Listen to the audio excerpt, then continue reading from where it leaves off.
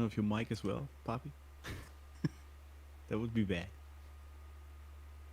All right. I believe he'll be right back. Yeah. As for everybody else, welcome back to Red Smoke. It's Berlin City's soul paradise. Clap for the Wolfpack kids, howl with us on the air. When you grow up, what will you say? I'm gonna be a lawyer, a doctor, a teacher. I really don't know about you, but I'm gonna be a wolfman. Can you dig it? Change the world, but enjoy it. Masculinity with pleasure. It's Red Smoke, baby. For people who wear name tags to work. It's Germany's smoothest voice and the monarch architect, Mr. Self Conquering, and a special guest, the Prince of the House Knox. It's a great morning in Germany, which means we got a sensational night in America. Wherever you are, welcome to Red Smoke. And we are actually we are connected to the US this time again. Oh yeah, our guest of the week, he's a good friend of ours. Be careful, you'll blink and you might miss seeing him building his next empire. A downright wizard when it comes to social media, the master of events, an impactful leader of men. You know it is who I'm talking about. Come on. Be careful. When you talk to the wizard, you might learn something about yourself. The Prince of the House Knox. Papi Knox himself, everybody. Papi Knox. Hello, gentlemen. How are you this Hello evening? there. You know, Papi, I gotta say one thing before we start. hmm As a few people know, I quite narcissistically refer to myself as Germany's smoothest voice. But And it's fitting. yeah, I don't think narcissistic at all. but holy crackers, Papi, you're getting me into real trouble there. Man, I get off the air, you might impregnate someone with your voice. Jeez, man. Let's hope. I need a second passport, so absolutely, let's hope. All right. That's an easy one to get. Mm, See, here's the but thing. it is a pleasure to be here. Oh, absolutely. Thanks for being here, Papi. See, here's the thing. I always say this show is like 100% unscripted, and it is. I always have a few notes naturally, but the conversation goes where it goes. But for this guest, everybody who's listening, I legitimately ask myself what is not there to talk about. Like 2 hours are not enough with you, Poppy, man. I remember when you were sending me your like list of favorite movies and stuff, and we were talking before, and I was scrolling through your list, and I just thought to myself, what an interesting person. And by interesting, I mean, oh, you like so much stuff that I like. I mean, No, and I'm glad to hear it is that because this is yeah? no, this is one of those topics where I rarely get to speak the way that I used to speak on it, and I grew up with cinema. Of course, we all did, but I've worked in the industry, so I've worked on TV shows Hmm. and film. So it was very much a big part of my life, especially when I lived in New York. However, my life's changed so much since when I lived there that it's one of those topics that it's very much in my head. It's just me going to movies, enjoying the time by myself, but not having the chance to speak about it the way that we can speak about it today. Because it always goes beyond the four corners of the screen. So yeah, normally I would ask you now, which something which I ask many guests, and it would be absolutely dishonest because I already know the answer. We talked before, if you're a huge cinema person, and you just gave the answer basically. Papi, what was like your last movie you have seen in the cinema? It must be quite a while, right? Obviously. That is a good question. So I'm in New York. I think we closed cinemas down March last year. Same here. You know what? I wonder if it was that movie and help me out with the title. Was it 1914? That is the Yeah, the last war movie movie. I Yeah. recall. Yeah, so Uh-huh. I saw it the year after it came out in January, maybe February. No, you know what? It was the racing movie. What was that? Ford versus Oh Ferrari. yeah, with Christian Bale. Yeah. Yes, yes. So that was a fun movie. I think the real life story is a lot better and Uh-huh. definitely more exciting.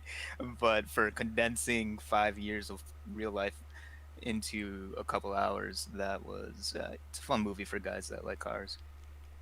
Oh yeah, I can imagine.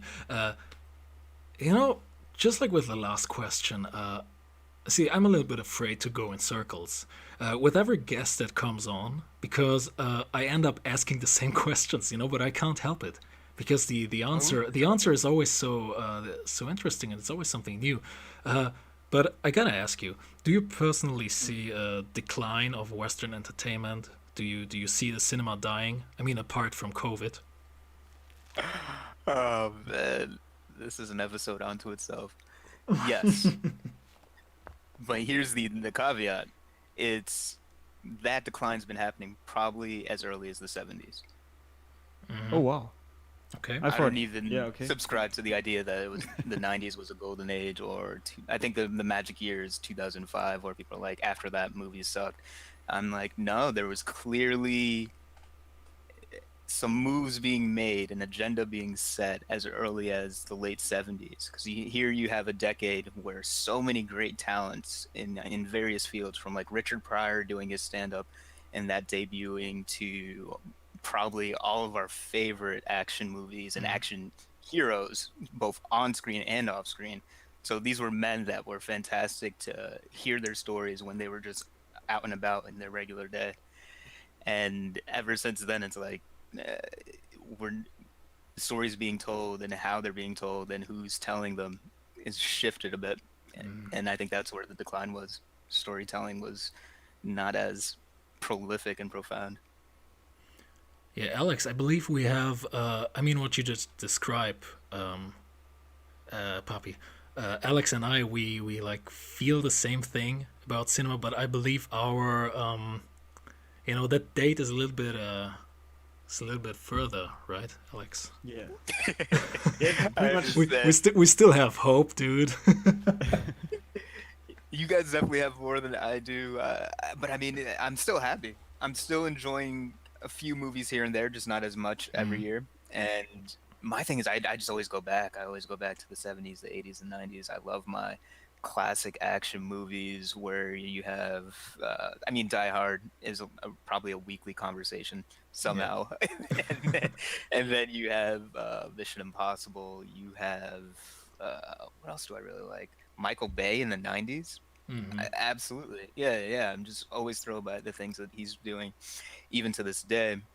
But in terms of like movies that really, I think if you take any 10 random movies from the 70s and put them up against 10 random movies from last year, yeah, all 10 would outbeat um, the modern 2020. Yeah, I would agree with that. I mean, I would agree that you can take like 10 movies from 2010 and compare it to 10 movies from 2020 would be still be better. Yeah. Hey, Puppy, you were mentioning Michael Bay. Can we briefly talk like Armageddon? It's a guilty pleasure, man. You know what? I haven't seen that in many years. So tell me more about what you think of it. Alex, you want to? I actually have watched it quite recently. I think mm, maybe a month ago or something. And yeah, I very much enjoyed this movie. It's not just, I mean, it's obviously a lot of action. It's classic Michael Bay, Yeah. right? And this is, yeah, this is a great thing. But it's Just a also, little. yeah. But I also like these little, like little funny stories in there. And sometimes it seems like it's unintentional that it's funny, but it's just softens up this whole action thing a little bit and makes it more approachable. And that's what I really liked about the olden Michael Bay movies. Yeah. Ooh, that's a good point because like he has some distinctions. So with me, I remember as a kid, I was a weird kid, I guess. I liked German literature. Franz Kafka was one of my favorite writers. Still is. And that's what I think when I think Michael Bay and other people that I like in their work, whether cinema or otherwise. Absurdity. That it's always about absurdity. Let's take something very simple, amplify it to a million degrees, and just smack you in the face with it. And that's what Michael Bay does so well. And people try to take him seriously, which is why there are so many thought pieces on his work. But at the end of the day, I call him an auteur. He's one of the few American auteurs, and he doesn't give a fuck. He's telling his story his way, not because he doesn't know how to do the other version of filmmaking. It's because he prefers his style. And in that sense, he's no different from like a Spike Lee or Spike Jonze or a Quentin Tarantino. Mm. I don't think he gets enough credit for it because of everything is so bombastic and it's not it's not really taking us on an intellectual ride, but it's still provocative in its own way. I'm a big fan of him. And nowadays it's almost like a meme to make fun of Michael Bay. It's almost like Yeah. it's what the cool kids do. But Puppy, I gotta say, I believe until this day, no one ever mentioned Franz Kafka and Michael Bay like in one sentence. I was gonna say that.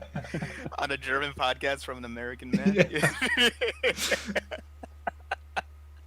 Yeah. No, that's certainly not the case. But yeah, these are the connections that I draw, and yeah, absurdity is one of my favorite concepts to play with. And anyone that's spent time with me in person knows that I'm definitely jocular in an absurd way, to the point where people don't know when to take me serious and when I'm joking. Puppy, you came to the right place, I guess.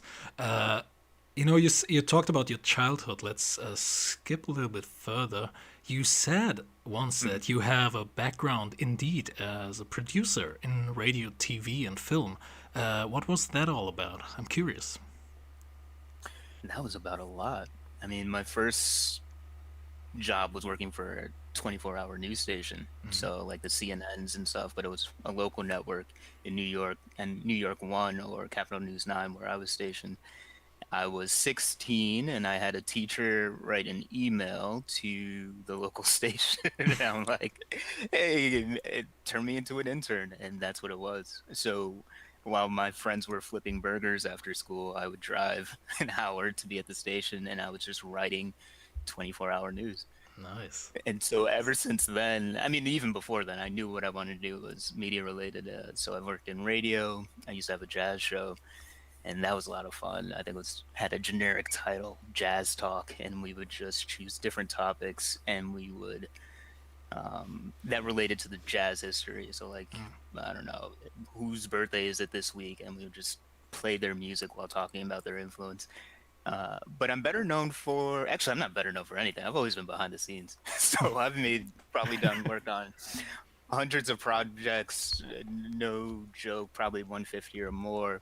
I did a lot of YouTube work and making videos go viral. If you're familiar with Patrick Willems. Oh yeah, he's a that's film WI. critic. Yeah. Oh, you know him. Yeah, Excellent. yeah. So back in the day when I said his name out loud, no one knew him. So I helped him get a YouTube partnership, and that was basically the first 100 or so. The first 2 years, we were doing weekly videos. That was me producing behind the scenes. Interesting. I never knew that. Yeah, so we're Mr. connected. Undercover right here. Yeah. So I mean, I'm taken aback that you even know Patrick. That is brilliant. I'm sure he'll be happy to hear that. Yeah, I mean he grew a lot in the past years. I mean 1 or 2 years ago he was relatively small, but many people like in the film part of YouTube know him as a critique. Yeah, exactly. And that was before. That's not how we set him up in the beginning, but it's what resonates with the people. And I've been telling them since we went to high school together. So I've been telling them since like 9th grade, dude, I want other people to hear your voice. And he finally is at that point where he owns it, and he's good at what he does, even though we have our disagreements. But yeah, so I was doing work like that. I put a TV show on air. I was working with the VP over at Sony. Yeah, nothing fantastic to me. I've never even seen the show, but I have to get it on air. The Jim Gaffigan show.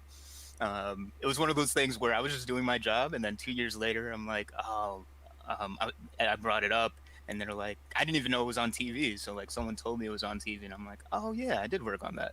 My thing is, I love storytelling. I want to help people tell their stories, which is why I do the work that I do.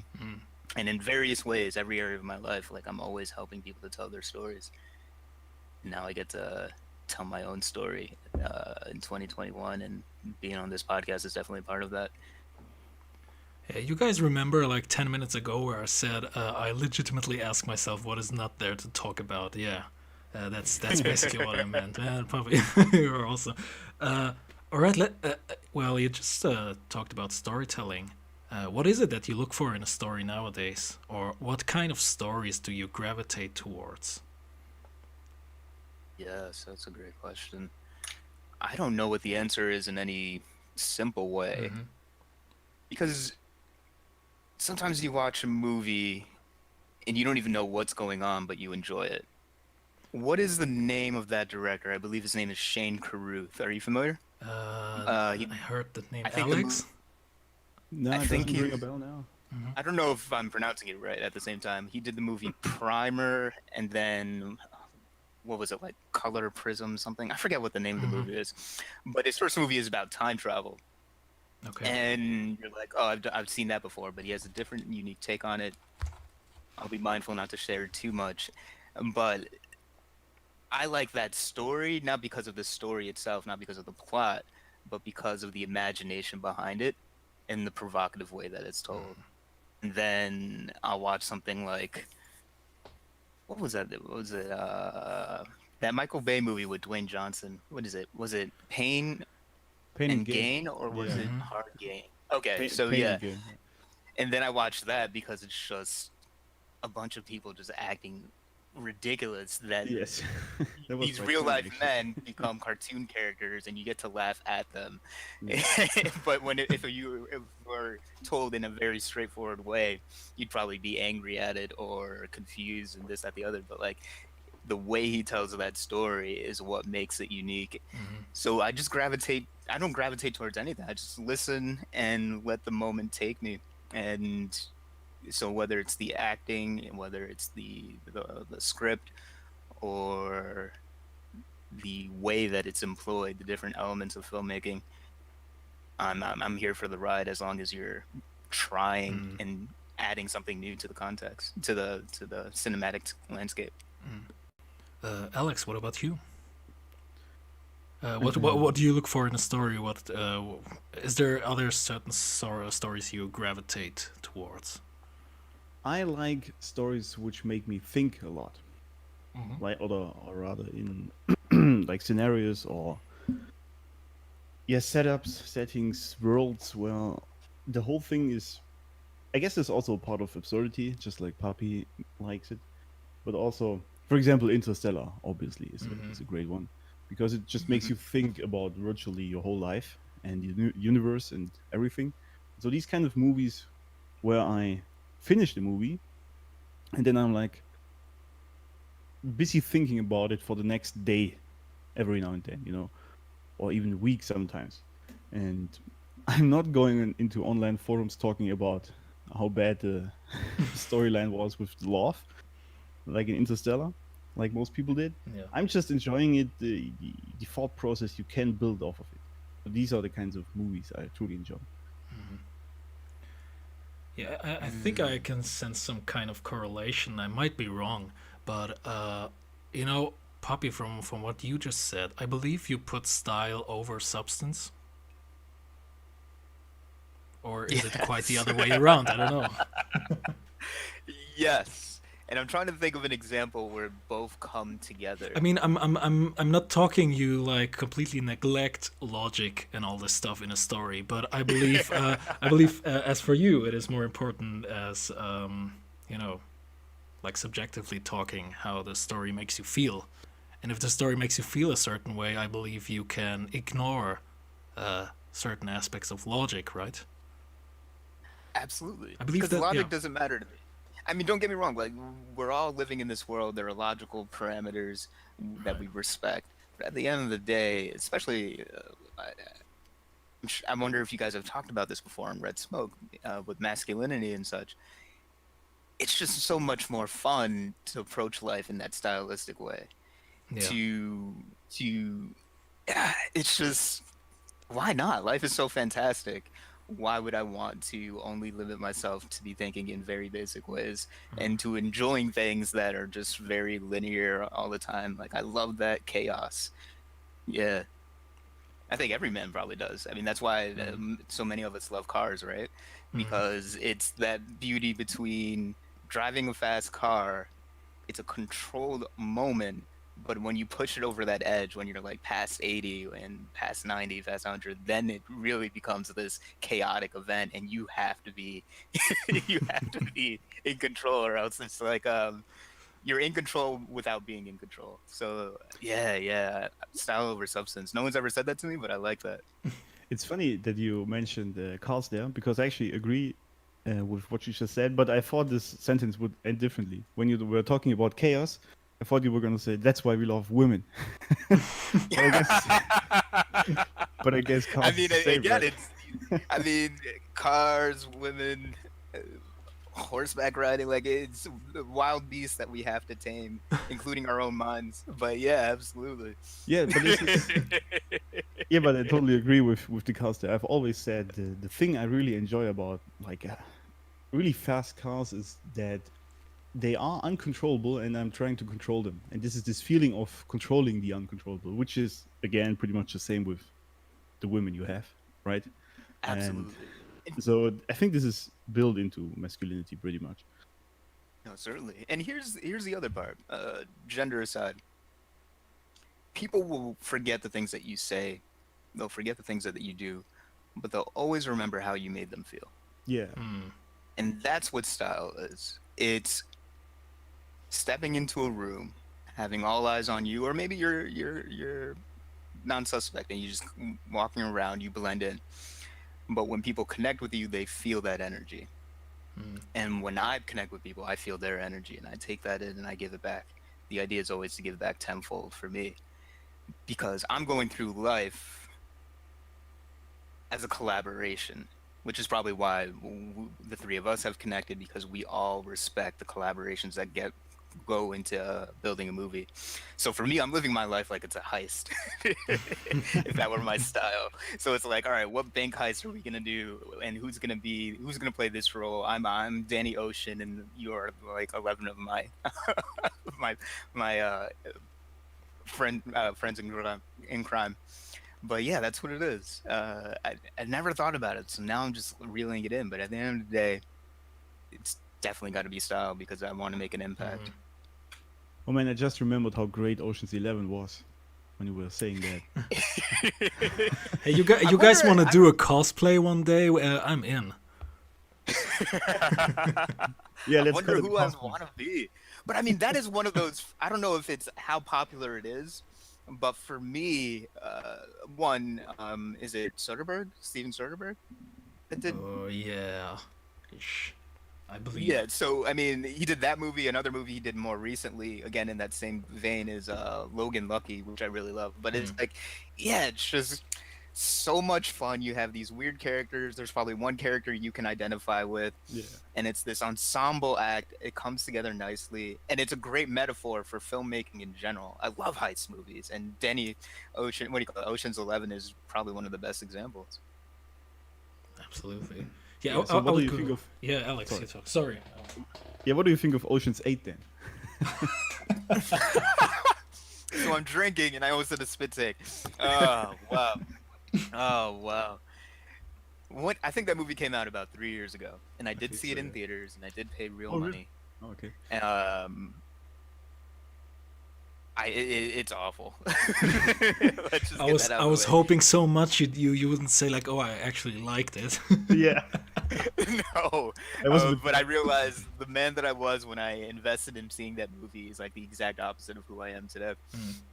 But my thing is, yeah, I went in, I wanted to give it a fair shot, and the reason every movie that we've named so far, regardless of what the tone of the conversation was, all of them are these joyful films. They're joyful in themselves. They make you feel good, like a 7-year-old, right? Yeah. And then you watch this movie that's based off a series where, regardless of what you think about the entire trilogy, there's so much joy, so much fun about it, even if it's only one scene, right? And then you have Ocean's 8, which took all the fun out of it, and it just made it. They tried too hard to be cool instead of recognizing that being cool is being, what do you call it? what's that Italian word? Sprezzatura, where you're just effortlessly cool because you're not trying to be cool. Yeah. Mm. And Ocean's 8 didn't understand that. There are a lot of movies like that these days. I believe you're Yeah. gonna do a trash slash Maybe. rage stream one day. Where we just talk about like trash movies. Yeah, let's not do that though. But how about you guys? What was a movie that that you wanted to, that you saw, you gave it a shot, but it didn't land where you thought it would be? Alex, you first. I need to collect myself before I say something. I'm actually thinking You're on the about it spot. because I guess like I tried to eradicate that experience from my brain because currently I can't think of it. All right, all right. No, I definitely play, let's say, Russian roulette with cinema. I will spend. I mean, here it's pretty intense. It'll be like $18 sometimes for a movie, but I'm happy to spend it and just check it out. But yeah, so many duds. And it's so interesting that you are so open for new content, for new genres, so to speak. I mean, Alex, I was talking to Papi the other day, and he recommended me a Hungarian film, and I'm normally yes. normally I am in a place where I'm not really interested in checking out like the I don't know Vietnamese indie alternative cinema, except when I do. And I was, and it was so good, and I was so glad that he recommended me the film. I'm glad you enjoyed it. Yeah, that was Control, and I remember seeing that 2003, Hmm. and it's just this weird, again, absurd movie. I'm glad you enjoyed it. Actually, tell me more about that. What was that like for you? Through your experience, we can probably share with the audience what it's about. Well, the experience was like this. It was something, yeah, just like that, like 4 or 5 a.m. And I was like, okay, I'm gonna watch this movie like 10 minutes or so, and then next day I'm gonna tell Papi, oh yeah, it was okay. It was like my kind of movie, but I anticipated that, Yeah, and yeah, you so- warned me about it up front. dude, I ended up watching the whole movie, and it was like 7 a.m. and I looked like a zombie the next day. It was such a ride. It was such a ride. It was anybody who's listening. The movie is actually on YouTube with English subtitles. It's called Control, written with a K and with a double L at the end, from the year 2003, I guess. And what a ride, Puppy! My God, crazy. Yeah, yeah, and maybe we'll just leave it at that and give people a chance to watch it. But you know what? You bring up a good point, which is, I think you said that I'm so open to taking these risks with Yes, movies, yes. and the answer is absolutely yes, but only if I'm at the movie theater. Hmm. As soon as it's on, I don't even think I have a Netflix subscription. Sometimes I'll pay a la carte for like Amazon Prime, so I don't really do streaming. What an if- outcast.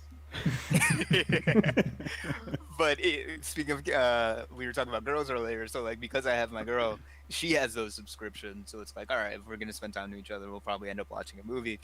And then I look at all the content, and I'm just like, no, no, no, no, Yeah. no. And it's free. It's free. In fact, I call Netflix the new porn, because it's practically free. If you don't have a subscription, you know someone who does, who will happily Yes. share their password with you. And it's all content that's meant to just amuse you to death.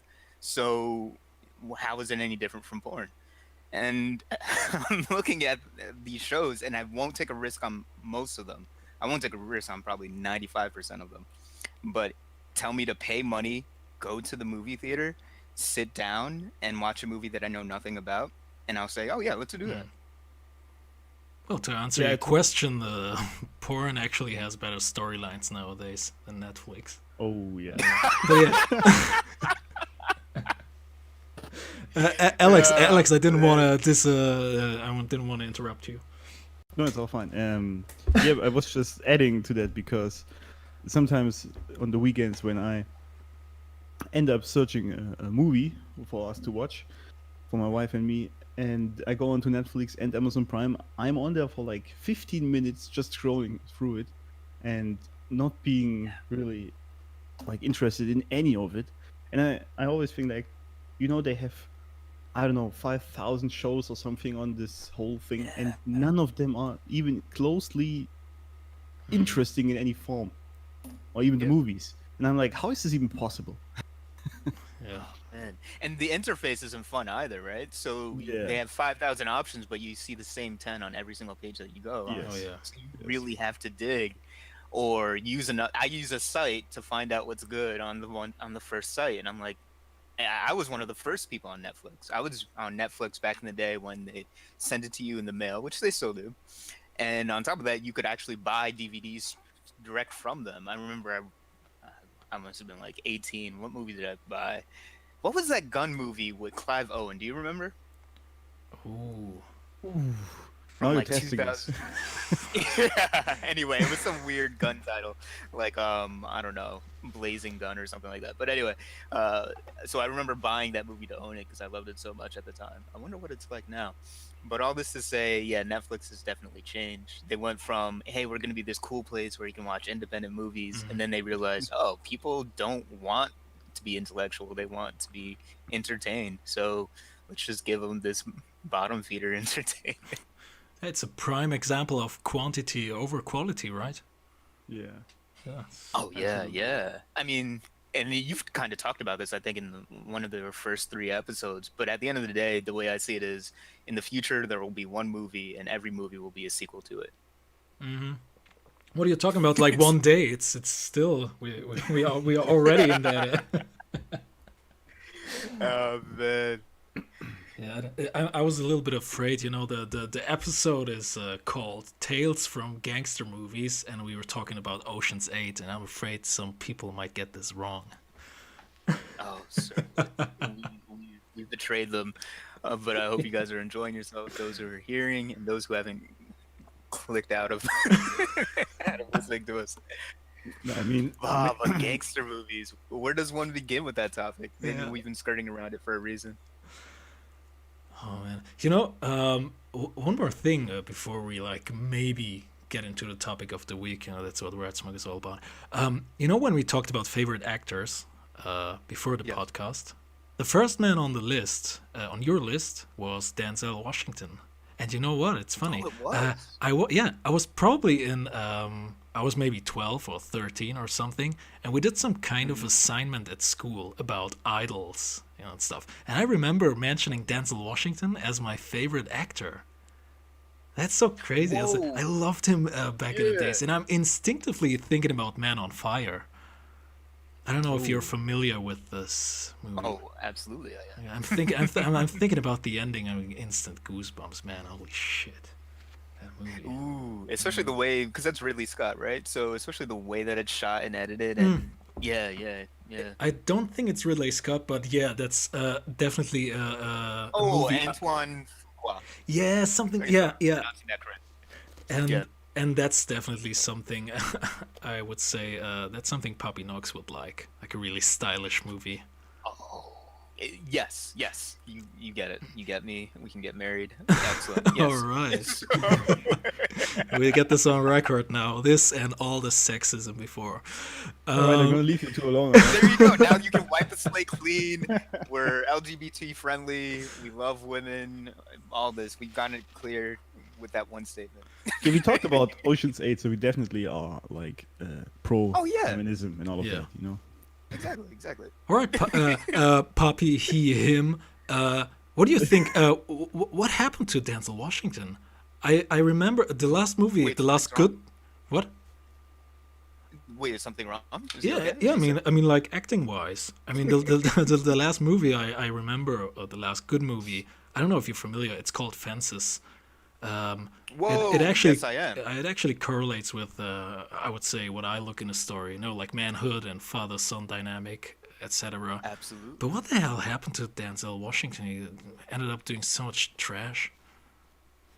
Can you name anything? I'm trying to think of the past 2 years because all the years are blending in together. Yeah, we talked about sequels like Equalizer 2, the movie everyone wanted.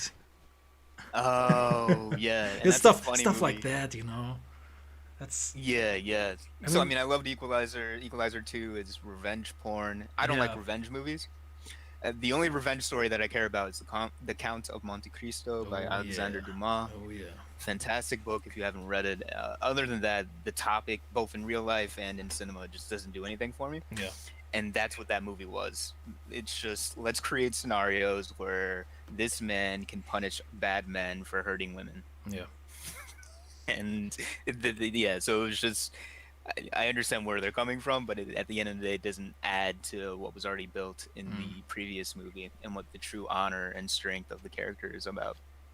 Yeah. So you don't like John Wick movies then? Oh no, no, no! I'm not a no. Yes, I do like John Wick movies. Definitely one of my favorites. But I mean,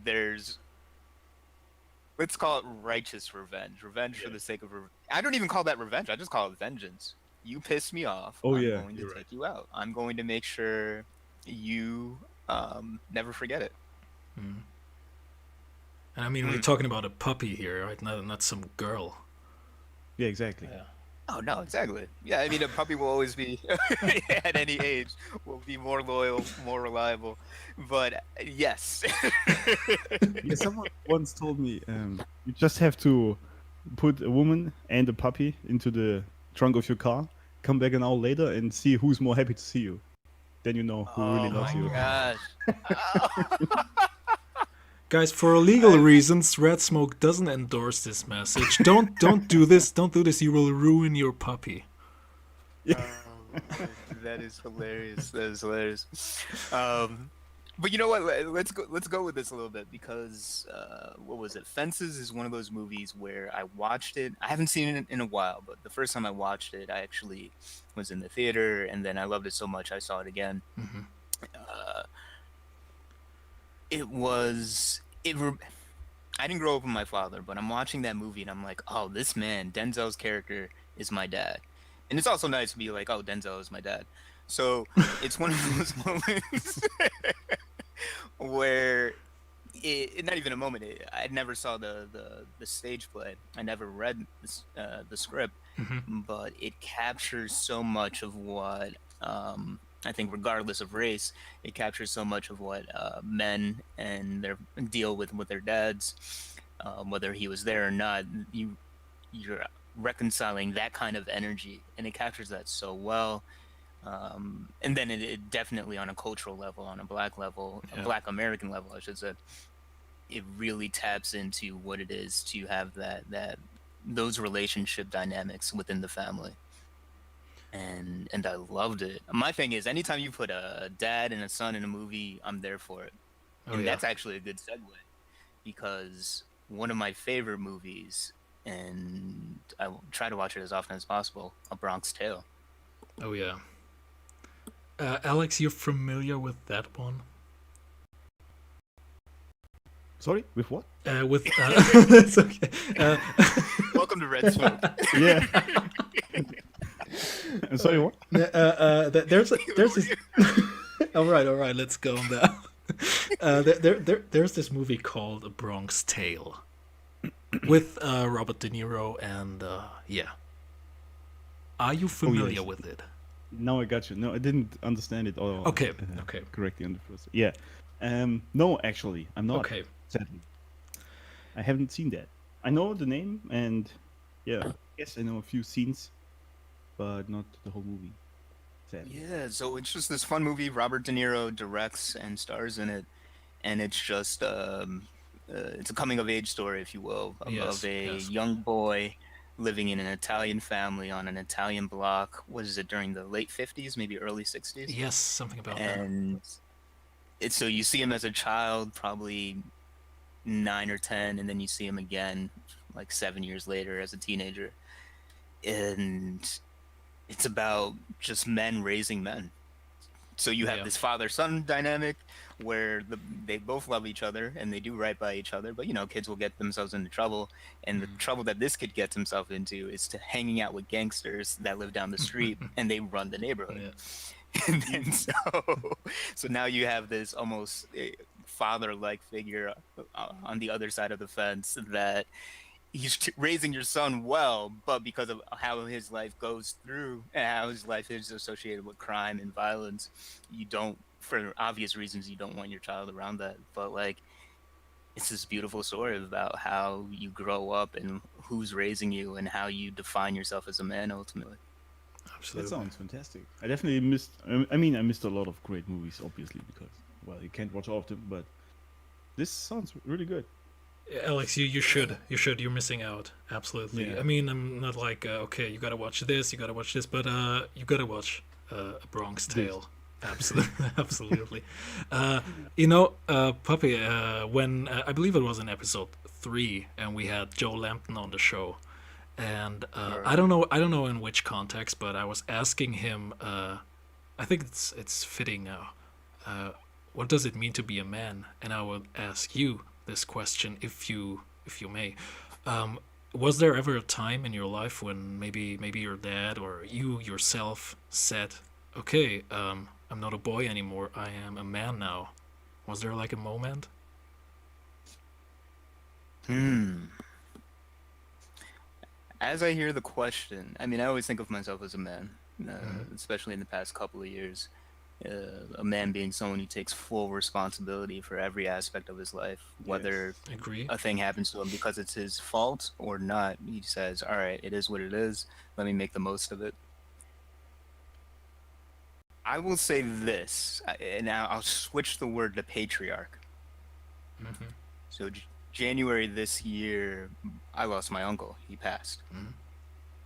In the following week, I didn't even find out until a week later, but I found out, and my first instinct was, all right, I gotta go take care of my dad. That was his brother. And when you're going through all those acts of being with your family, preparing for the funeral, managing things, and in this case, we had to deal with some conflicts, as I'm told these situations end up in more times than not.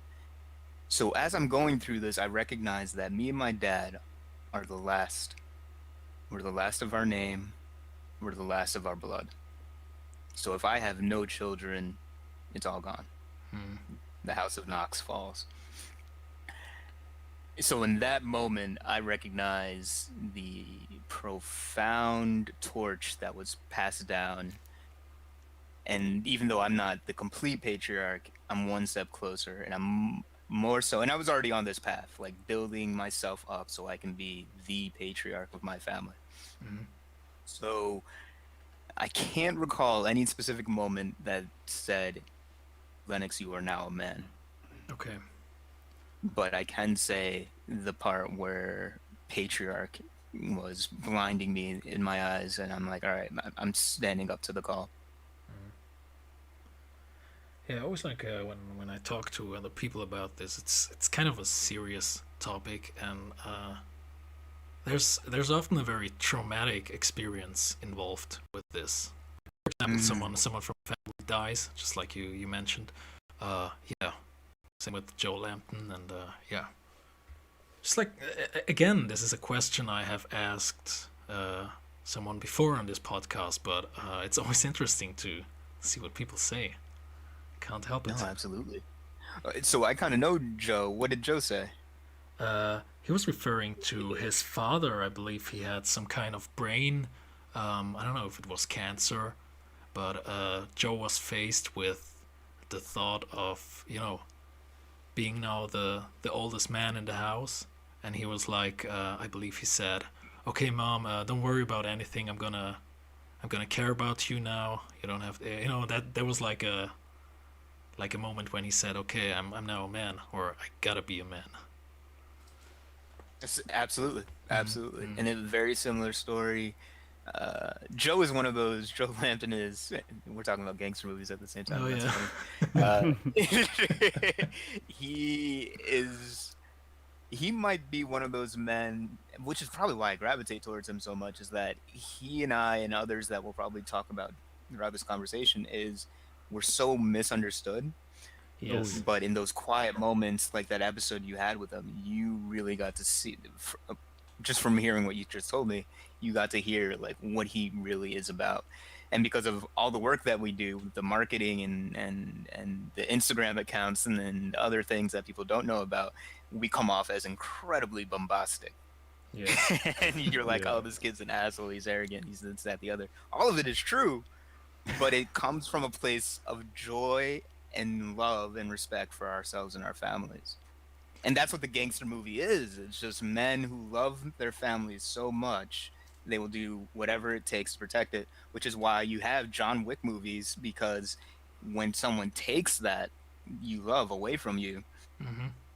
you have to stand up and say, "Oh no, no, no, this will not stand," and someone will atone for this. But yeah, yeah, Yeah, that's what it is. I remember after the show with Joe Lampton, David and I, we were talking about how this was really eye-opening.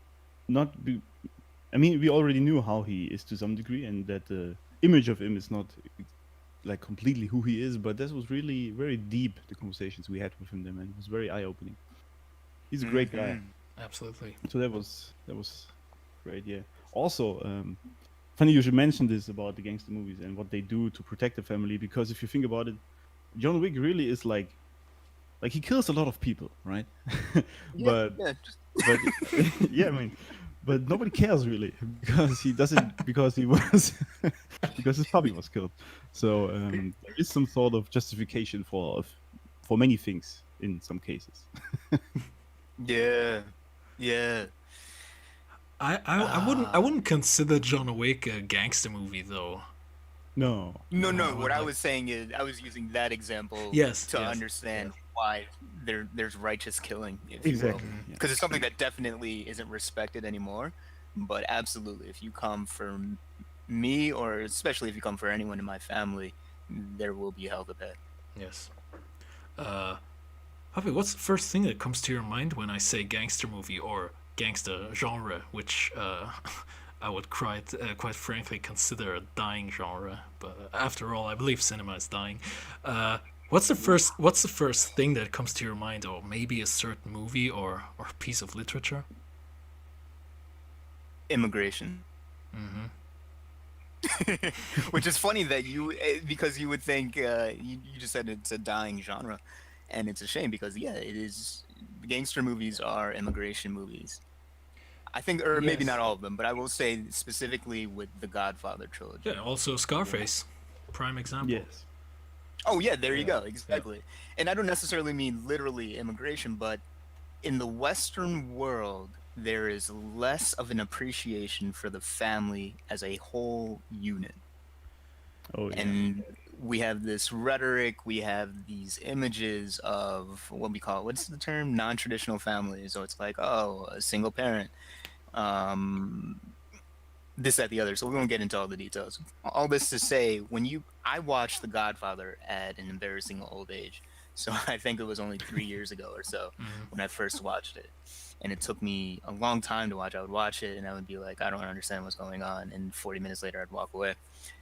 And then I actually committed time to it, and I was just like, this is the most beautiful story about family, specifically Yes. immigration. It's like coming to America, wanting to do right by yourself and by your family, and building in such a way that you can perfect this beautiful piece of your life from the outside, perfected so that it's strong against the outside world that you cannot control. And yeah, so and you will get your hands dirty if you're doing that work properly.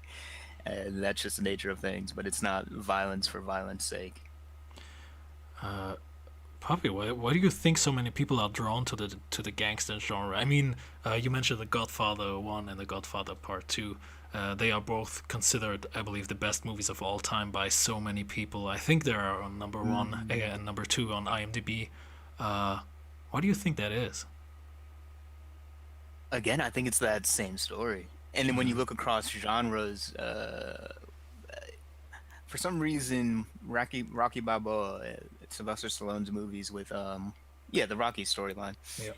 I think about that too because here you have a man that is proud to be a man saying, "I'm going to do what I can to improve my situation." So I don't know if everyone is attracted to gangster movies, but we certainly know that most men are. And if they don't like them, you're like, "Wait, what's wrong with you? What do you watch? Musicals?" So it's like every man instinctively knows that the one thing he has to do in this life, besides just survive, is to build as far as he can from where he first started. And this is every man. So like if you started with zero, it's like I got to become a millionaire. I got to have property. I got to have a hot girl. I got to do this, that, the other. I got to get the Lambo. And if you were born a millionaire, it's like, oh, I have $1 million. So it's like, all right, now I got to be a billionaire. I gotta have this. I gotta own a country. I gotta like lead an army. Yeah. And that's what it is. It's every man instinctively knows that his life pursuit is to end up as far away from where he started. And these characters are doing that. They're evolving in such a way that they are unrecognizable at the last frame as they were in the first frame. Yes, absolutely. I mean, if you look at it, this has been the case for all men throughout of history. Really, it's always. Absolutely. I always say it's just conquest what men need. I mean, back in the days, they would just walk into an unknown direction with just a shield and sword, and conquer some lands, or cross the oceans. These days, we're trying to cross space, and every man is just trying to, conquer his own life in a sense, and is always on conquest to do something new. And this is really deeply ingrained in us, and especially with gangster movies, I think it's, as you said, just being someone completely different, building something for your family, which is usually the case. It's mostly about the family and being, providing for them. But it's also, I think, a very important part is also the sort of the dark side that you not always adhere to all rules to get there. And this also, I think, pretty interesting for many men to dive into this a little bit. Oh yeah, certainly. And yeah, embracing the dark world as it is, and knowing that there will be violence, there will be blood, there will be sweat, tears, and that, well, the best of us, I like to think, we know that it's all worth it. We know that I'm supposed to struggle because my struggle has meaning for something bigger than I am. Yeah, this is, I think, also why people don't, or like, kill their soul in classic corporate jobs, because they have to struggle every day, but it has no meaning.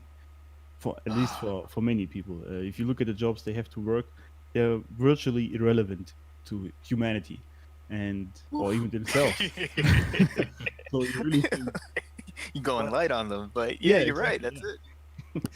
Yeah, I do, because I was that guy. I felt exactly that way when I was working at my 9 to 5 job. Things I had to do were like utterly pointless, and that's why I feel with these men, and I can tell them what really the issue is. And it is because the conquests they are on, the struggles they go through, they are meaningless to their own life and their families, and so that's why it feels so bad. Do you guys see a connection between gangsters and heroes?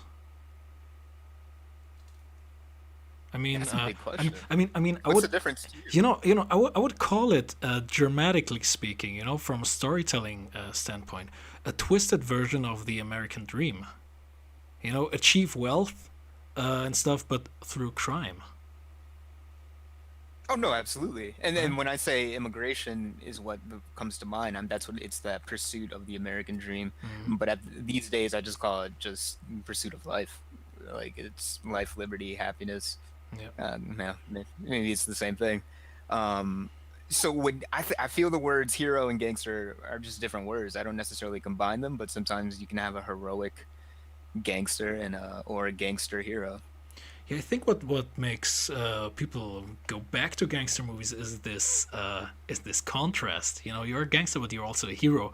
Again, from a storytelling standpoint, you have this theory of you have a violent man, but he's also very loyal to his brothers and to his family, and people love a character like that. Like a savage one, but with principles. Absolutely.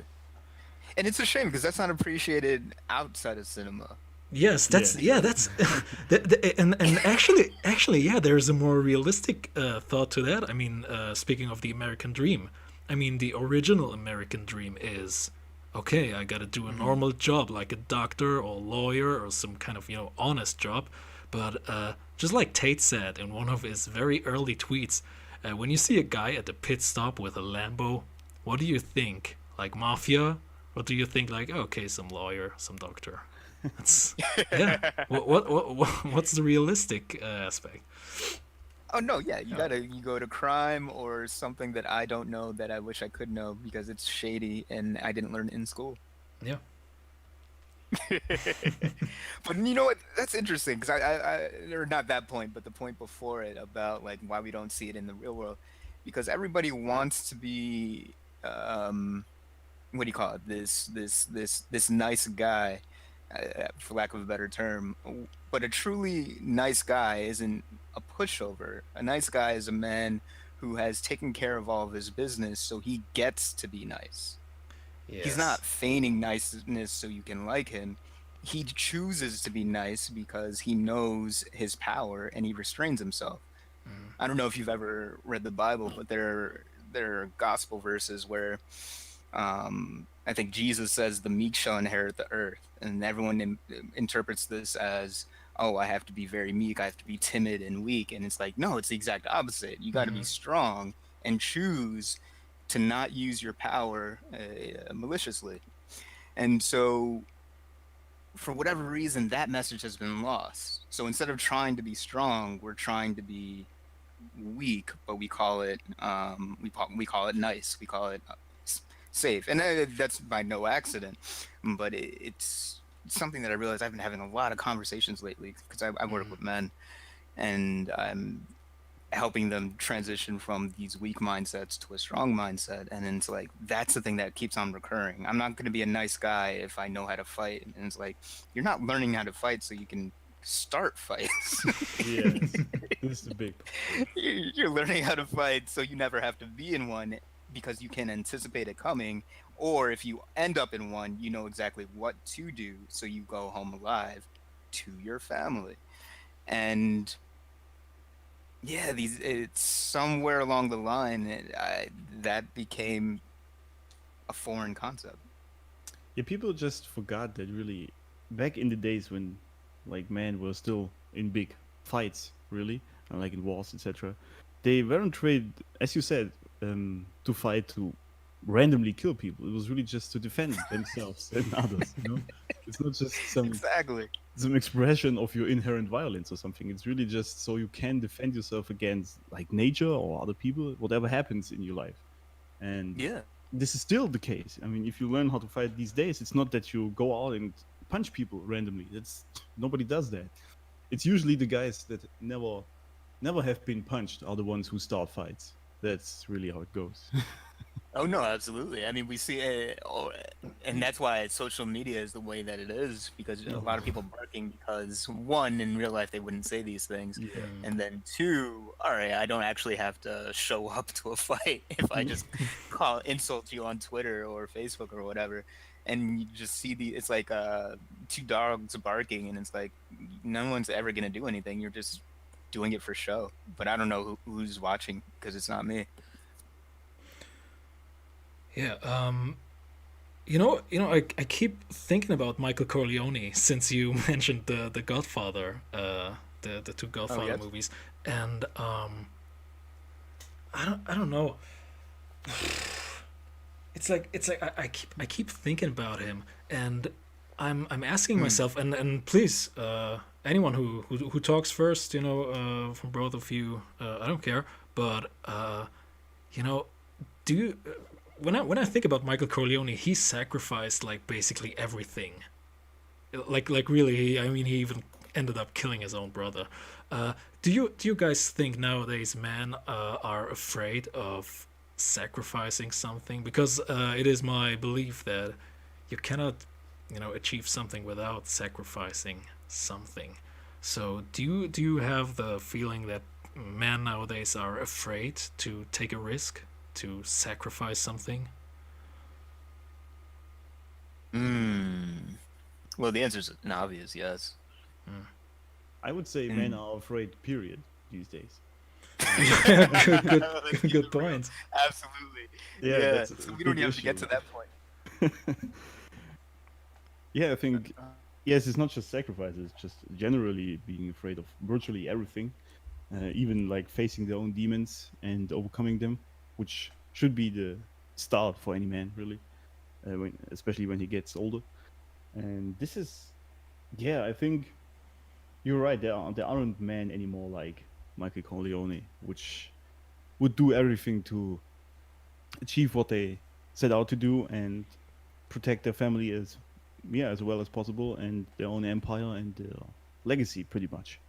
Most men really just I always say again that they age but they don't grow up these days. And Well said. Nice. yeah, Well that's said. really an issue. Because but it's a part of the environment because they don't have to, right? There is no real struggle or adversity for most men they really have to go through. Pretty much all of it is taken care of. You can just exist at this potential you are, but never use it and go through life like that. And it's a bit, yeah, I think it's part of the environment. Yeah. And what we're really describing is the problem with the world today is men do not think. Because if you think, you will lead to being decisive. And that's another thing that people will complain about, that men aren't decisive today. And what is decision making? That root word comes from the idea of to cut. To decide is to cut off all other options and commit to moving forward. Whether you're choosing a taco over a pizza, or you're choosing your family over the government, or you're choosing to wear one pair of shoes versus another, it's a decision, which is different from making a choice. Because a choice is like, oh, I can go back and forth, I can flip flop, whatever. I like this politician today, I'll like another one tomorrow. So we're seeing a lot of that. What do you think makes men stop thinking? Nothing natural. So it is definitely a group of people that want us safe and secure and controllable, and they teach us how to be exactly that, cogs in a machine. And I'm not saying anything new. It's been going on for thousands of years, so there's nothing new under the sun in 2021. Yeah. Oh, that's cute. That rhymes. So, so before we even like Alex is saying, like eh, men are afraid. Period. So you don't even have to talk about sacrifice, because if you can't even get into the arena of sacrifice, if you're not even willing to make a decision about what you're gonna do today, and someone has to decide for you. So, but ultimately, yeah, men are. When I share my life story and the different things that I've had to do to get to where I am, people think I'm a monster or this, that, the other. That I'm being kind with words, Yeah. and it's all wrong. So I'm gonna tell you the hardest thing that I've ever had to do, actually, maybe next to burying my uncle, was to tell my mother no. And the sacrifice that I made was that, and don't get me wrong, I've told my mom no plenty of times, but this was a moment where I gave her a decision that our relationship can go one way or the other. And she didn't believe me. She called my bluff, and then she realized, oh, he was serious. And unfortunately, I mean, it wasn't unfortunate to me, but it was one of those things where I did not talk to my mom for an entire year. And that was hard on me. But again, it was a decision that was made about respecting myself and having my mom respect me as I am. Otherwise, she would just baby or attempt to baby me throughout the rest of my life. So I made that upfront sacrifice as if I were playing chess, right? And I was trading one piece for another. And it was an entire year before we had talked again. And when we did, it was fantastic. Because again, there was no animosity, there were no hard feelings. It was, I need this from you. Can you provide that? And she said no, through her actions. And I was like, all right, then this is how it's going to be. And I responded in kind. So it wasn't anything malicious, but I did, in a sense, lose my mom for a year. Yeah, but I But think the ultimate, what was that? I'll let you go. yeah, but I think as you mentioned quite correctly, she actually respected you more in the end because you made your own decision. And even if she didn't like it in the beginning, she definitely liked it after that because she could now respect you more. Yeah, yeah. Exactly. And that's what it is. So now our relationship is the best that it's ever been. Granted, I did not know that would be a possibility. Granted, yeah, in the back of my head, I knew it would be a possibility. What I'm saying is that wasn't guaranteed. Yeah. So as a man, I had to make an ultimate sacrifice. The woman that raised me, the woman that I love more than anything in the world, short of myself.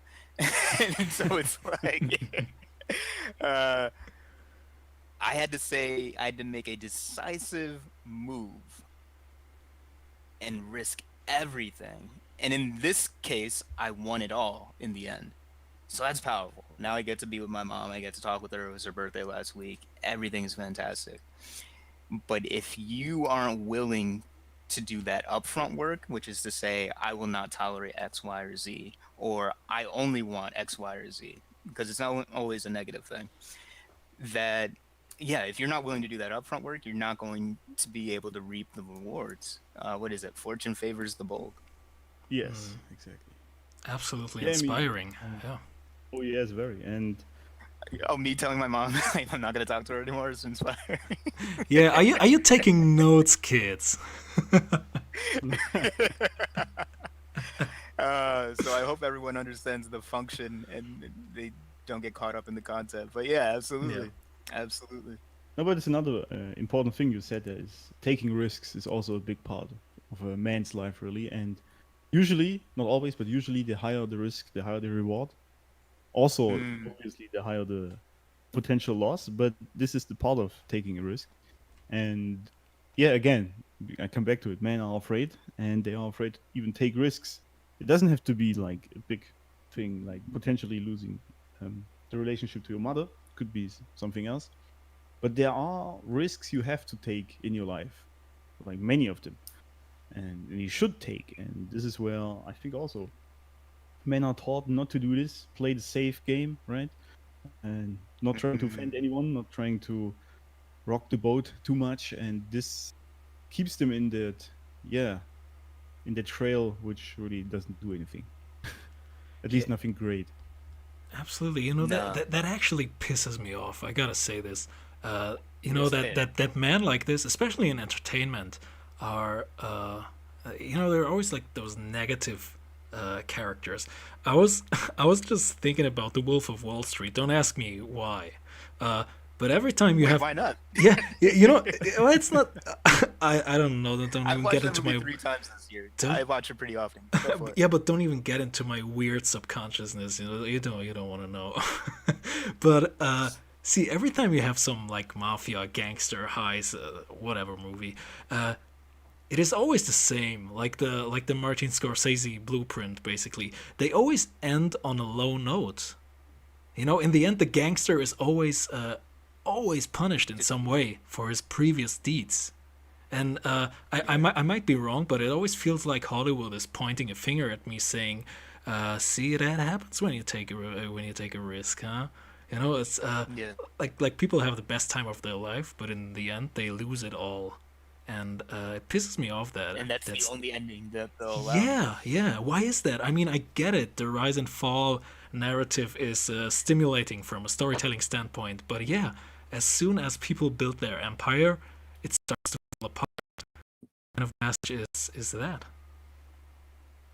That's funny because the only exception to that would be, or it's not an exception. It's everything that you said, and it's also directed by Martin Scorsese, Wolf of Wall Street. But Jordan Belfort is still alive. He's not in witness Yeah, protection or anything like the other characters in the the other movies. So we actually get to hear that he's probably happier than he ever was during the events of the movie.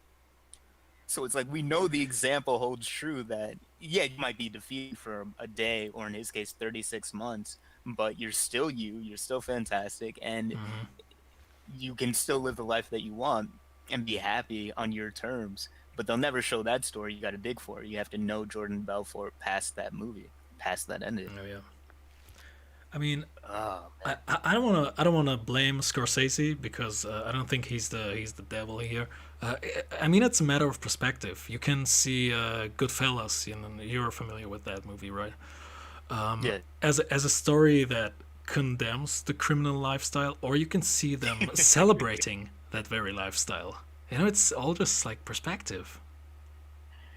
I mean, but at the end of the day, it's just fun. Yeah, Like because it's not even it's not about the lifestyle at all. The lifestyle is that I get to have fun.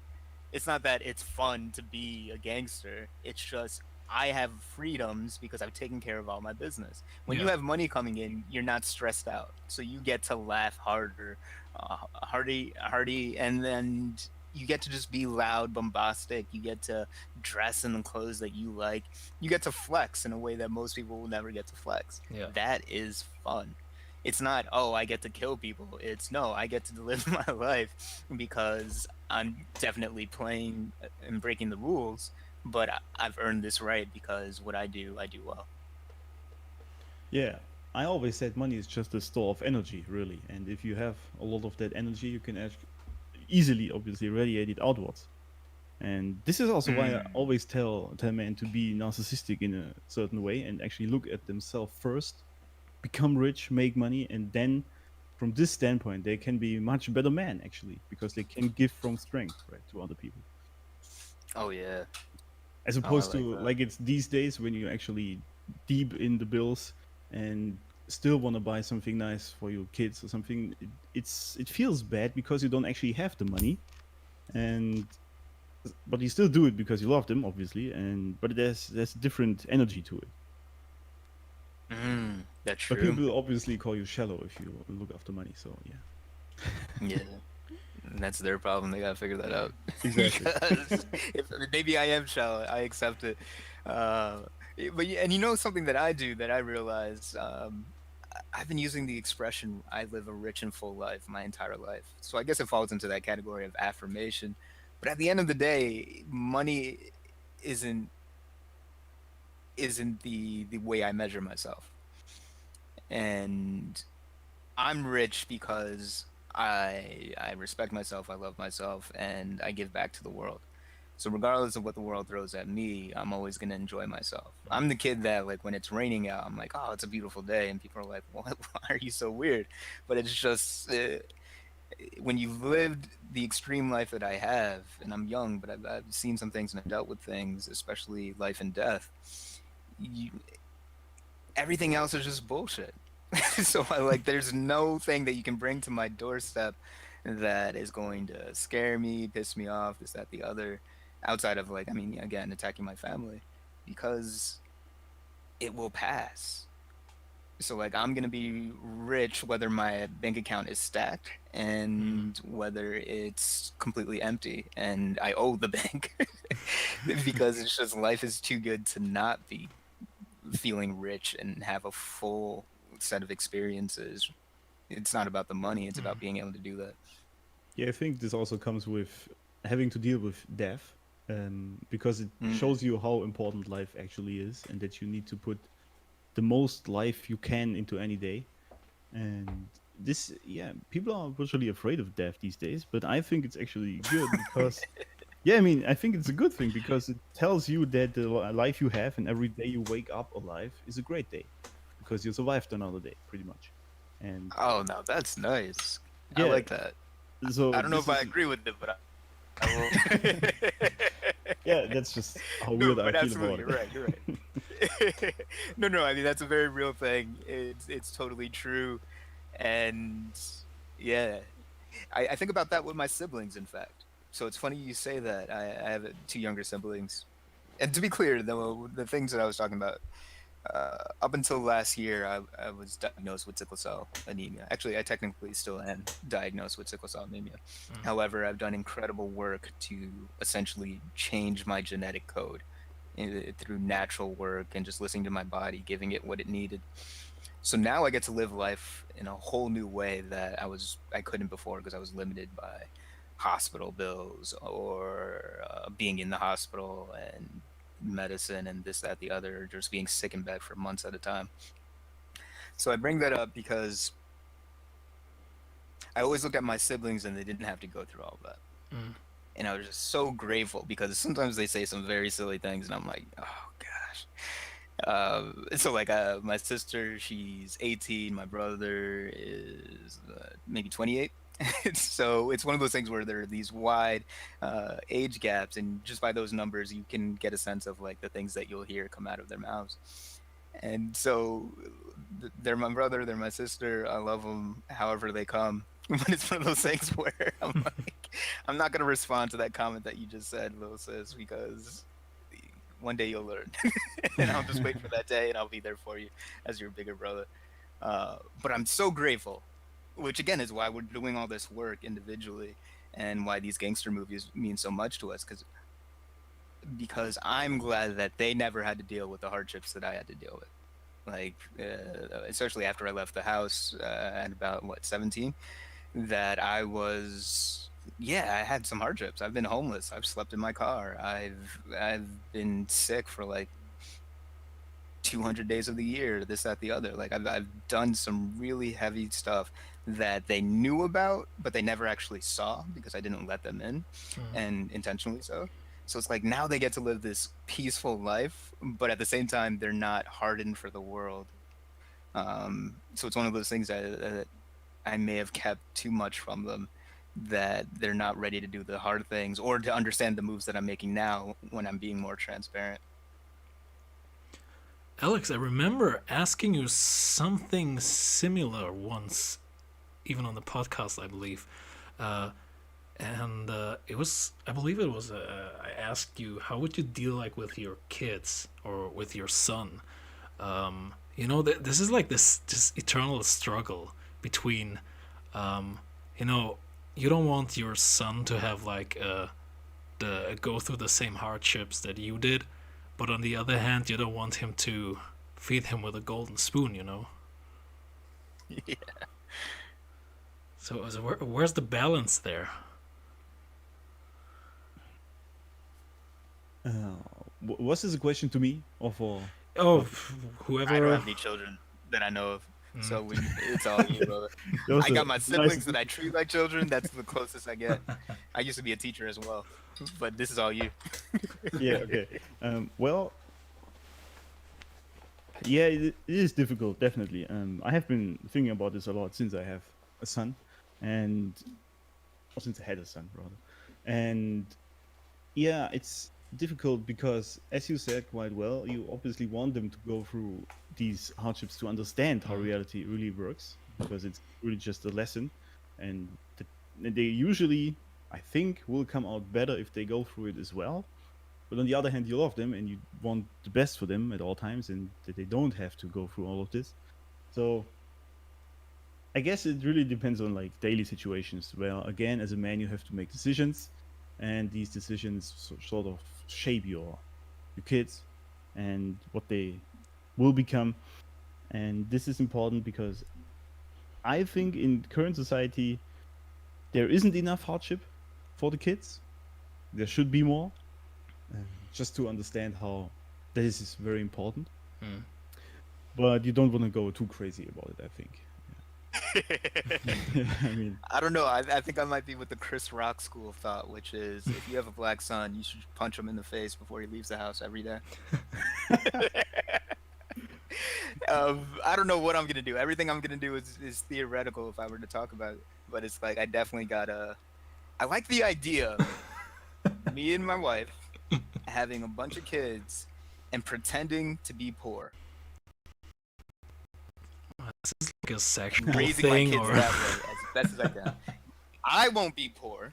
I'm gonna have a house somewhere else, or we'll do it in the way that like your brother is rich, we're poor. Let's go visit your brother at his mansion, but really it's in my name, it's my money. And then the kids will be like, "Oh my gosh, Uncle is so cool," and I'm like, "Yeah, he is," and I'll just play into it, and then give them a sense of struggle where you have to work to obtain the things that you want. yeah, see, but I like the idea. It's quite funny, but And when every kid reaches the age of 25, then I'll tell all of them I was lying to you the whole time. oh, puppy, this podcast is gonna be on the internet forever. I'm sorry. But that's the thing, we're too poor for Wi-Fi. You Oh, gotta keep up. oh. We're going third world. We're going third world. I'm Haitian. We're going third world. all right, you really thought this through, didn't you? Just a tiny bit.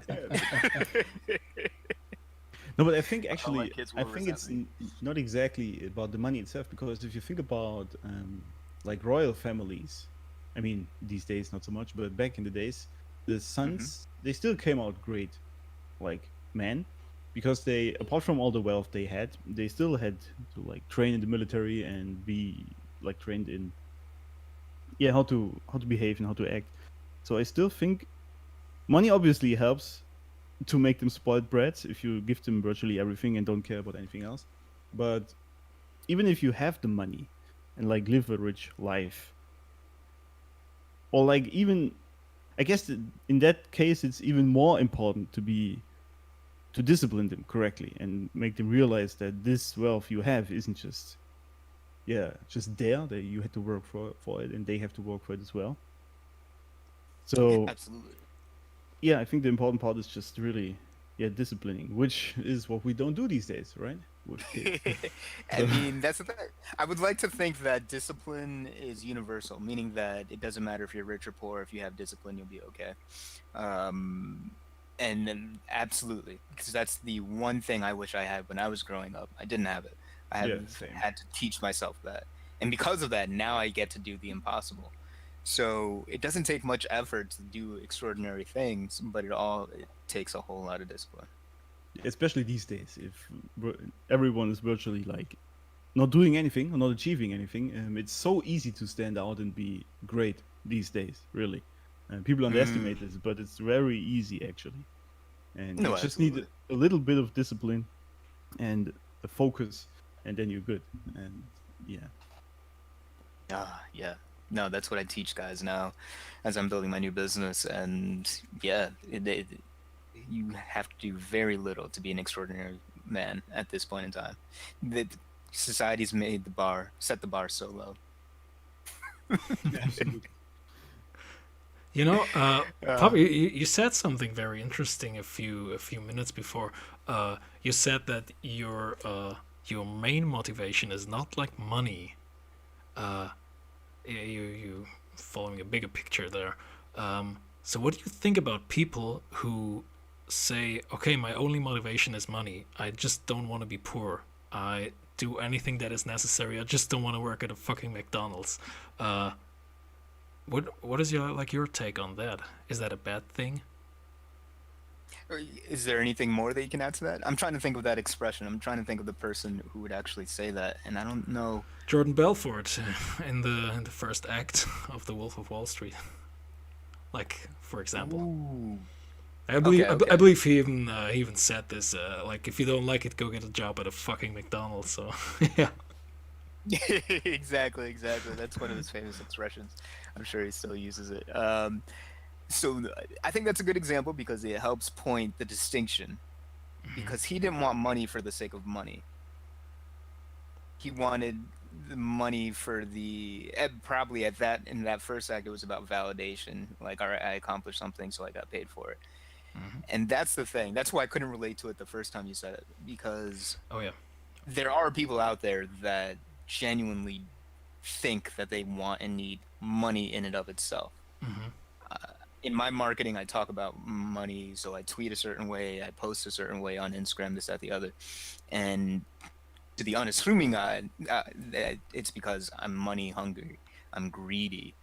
Uh, but the reality is, if I can accomplish all my life goals without having money, more power to me. But Hmm. at the end of the day, it's like harder by way of it's easier by way of hard work to just get the money itself instead of being dependent on other people doing things for me. So I'm all about using money as a tool, which it is, and I will talk obsessively about how I'm making money, how because I'm making money to use it so I can do all the things that make me happier. I start happy, but I want to be happier. Yeah, I think this really just I talk a lot about dark realities, right, and the harsh truths. And people just don't want to accept that money just is power in this society and also means to a certain degree more happiness. Now, not in and of itself, but because of the things you can do with it. But people don't really like that notion that money itself is really just that tool that gets you there, right? But it is just how the society is set up, mostly around money. And if you wanna like do great things and experience great things, you need some sort of freedom and flexibility, which you can gain through money. So yeah, Hmm. this is to your point because you said if there would be a way without it, that would be fine. But I think in this society there just isn't. My personal Exactly. opinion. Yeah, yeah. I'm a charming motherfucker. I've gotten a lot of great things for free. And I've gotten like women to buy me cars and I've Wait, gotten what? free rent. And I've I just mean to say like with the right words, with the right attitude, you can definitely there are probably a few movies that we would come to mind, but at the end of the day, yeah, charm will only get you so far. Or maybe you're really good looking and you're Adonis, and so you can get people to do things because of the way you look. But at the end of the day, the simplest way to get what you want is to help people do what they want. And that's where money comes involved because I'm going to help you achieve the goal that you have, and you're going to pay me for it. Very soon, coming soon on Gumroad. How to make a girl pay for your car by Papi Knox. Oh, man. I want to say I'm in, man. I'm in. Absolutely, like yeah. that Do course, it, do for it, sure. man. Do it. I mean, even if it's a scam, just it just sounds so. I don't care. Great. So someone's going to archive this and hold it up to my face 10 years from now when they complain about me being I a will. scam artist. It'll all be fake, but this is what they'll say. Yeah, yeah. It's funny because that's what I'm doing now. I mean, that's a top. People like me because of the way that I talk with women and the things that I get to do. Which is funny because I purposely don't post about my love life. But people that know me, they share the stories, blah, blah, blah. I know eventually I will make that book. We'll make it available on Gumroad. We'll give everyone who listens to this episode an affiliate link, and they can get a special discount or something. But it is the last thing that I want to do. I don't. Everywhere I go, people are like, "Oh, you're like Hitch. You're like Hitch," and I'm flattered. I think it's a weird person to link me to, but of all the things I want to be remembered for, I don't want it to be that space. Yeah, I mean, you know how Will Smith's career ended up, you know. Yeah, I was thinking about that. That's the real question. What happens What? next Yeah. for that man? What the hell I would happened love to see him, get a man? divorce. I used to love him so much. Oh my god, I was Same. such a huge fan of his Yeah. Oh, work. really? Oh yeah, I Just for me, I dude- wasn't. I mean, I liked him, but I wasn't like, oh, gung ho. dude, if anybody can like do the first verse of Getting Jiggy with It, I'm down, man. Let's do a freestyle right now. But what the hell happened to this guy? Oh man. For me, it was always there, so I don't think anything happened to him. I think what people forget is in 1993, maybe 92, he did that movie 6 Degrees of Separation, and he played a gay guy. I don't know if Will Smith is actually gay or not. The rumors are out there. People say, "Oh, I have evidence." I don't care about that. I would be glad But if at the he end would of be the- just gay. Yeah, that would be. it would make a lot more sense, especially when Yes. you think of his mannerisms. So, like, I've always viewed Will Smith in that lens.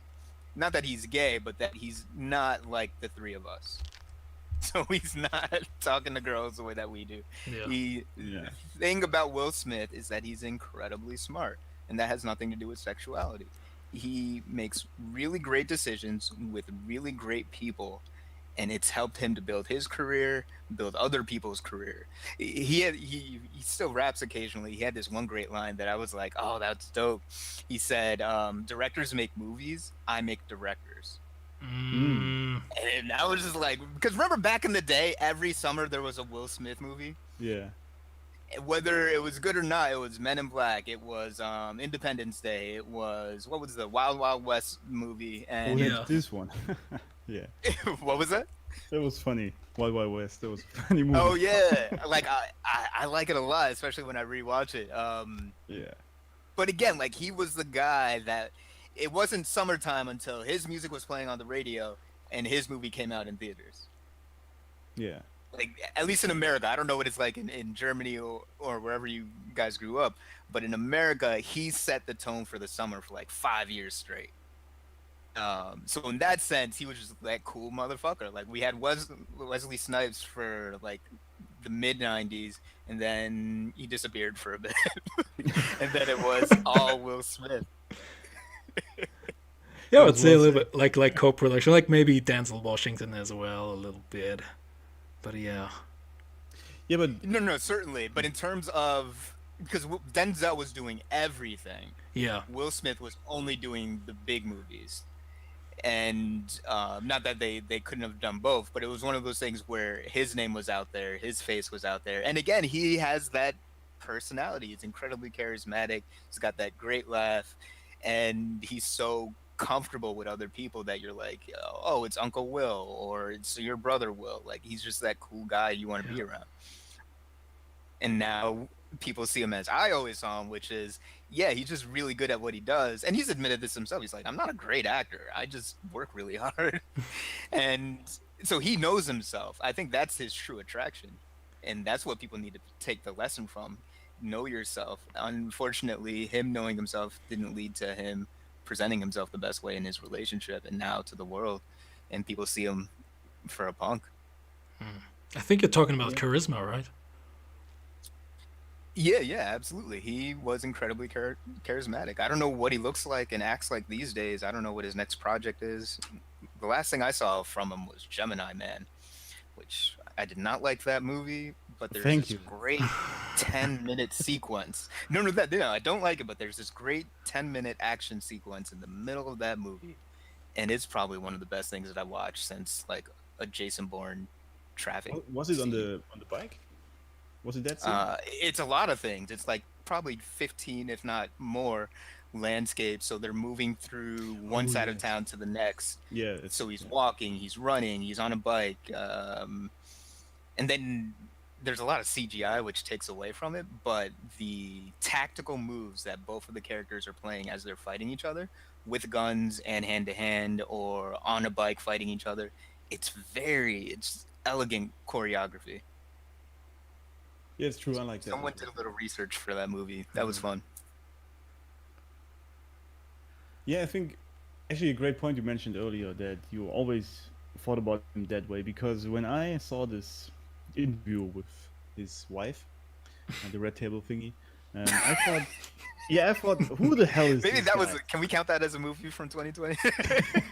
As a masterpiece. A short I film. think you can. Yeah. Definitely. Like an indie movie, yeah. It was, yeah. Anyway. I'm sorry, Alex, what were you saying? No, it's fine. Totally fine. Yes, I saw that, and I saw a completely different person, but afterwards I realized the things I pretty much always saw in him, but I didn't want to see them, I guess. Because I looked up to him because he was such a great actor, and I really enjoyed the movies and what he did, and the music, obviously, as well.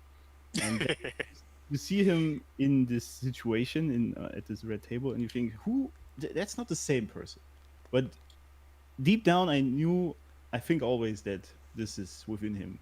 If you look back and what he did, especially with his wife and other women, you see that there is some sort of, pretty nice guy in there, and this obviously doesn't work out. So this brings up two questions. I'm going to start with the first one, Alex and David. Yes. When was the first time that you recognized your parents were just regular people? I didn't get the last bit. When was the first time you recognized that your parents were just regular people in the same way that artists are separate from their art? You mean, when you grow up, it is quite natural that you like look up to your parents as them being like kind of heroes, Is that right? Yeah, I mean, that's essentially it. Because it's kind of like here's another example. You're ever like in school, and then you go home, and then one day you're grocery shopping, and you see your teacher, and you're like, wait, why are you not dressed the way that you did when you're at school? I thought you went to sleep at the school. It's one of those things. Alex, you want to take that one? That's a good question.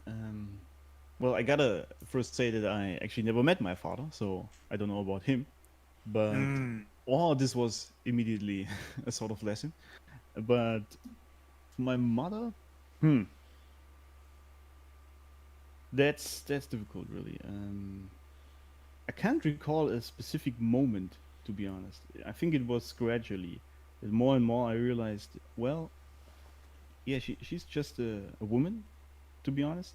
She's my mother, obviously, but in the end, she's just a woman who has the same yeah, issues and yeah, traits like other women. So, and this is where I yes, it was slowly. It wasn't really one moment. I think, if I'm thinking back, it was really over time where I realized, yeah, in the end, she's just another woman. Yeah, yeah. And so I think about that. How about you, David? I actually, I was just thinking about it while Alex was telling it from his perspective, and uh, some people might get this wrong, but I don't see my parents, and especially my father. He's not alive anymore, but when he was, Mm. when I'm thinking about him, uh, I don't consider him a regular person.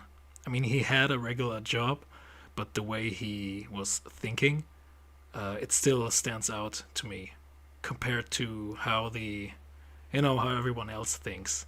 So actually, there never was a moment where you can say, "Oh, my parents are just like regular ass type people." Yeah. All right. All right. Yeah. It's something Yeah, I think I about hope that with my. this doesn't sound like too narcissistic. It's just like, yeah, I'm trying to be honest here. It's Oh, not really, at all. yeah. No, you never have to worry about that with me. I don't even use that word, so this is the most that I've heard it in a long time. People call me that, but that's their thing. So, but that's what this conversation is. So, in a sense, Will Smith is this artist. We've seen his art. Can we separate him and actually see him as an individual? I don't even know if his real name is Will Smith. Uh, I'm trying to remember It's what William, his I real name think. actually is. Oh, Since okay. since that red table talk, I don't know what I should believe in, anyways, man. This Yeah. this And that's the point. Yes. Like I love.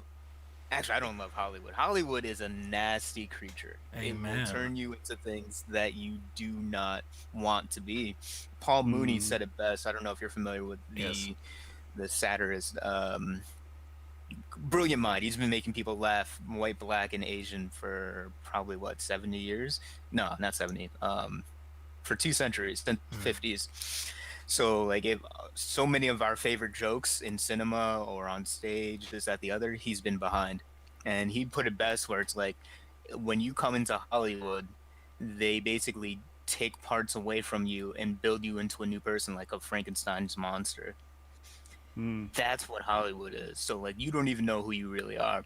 So to this day, we don't know who William Smith is.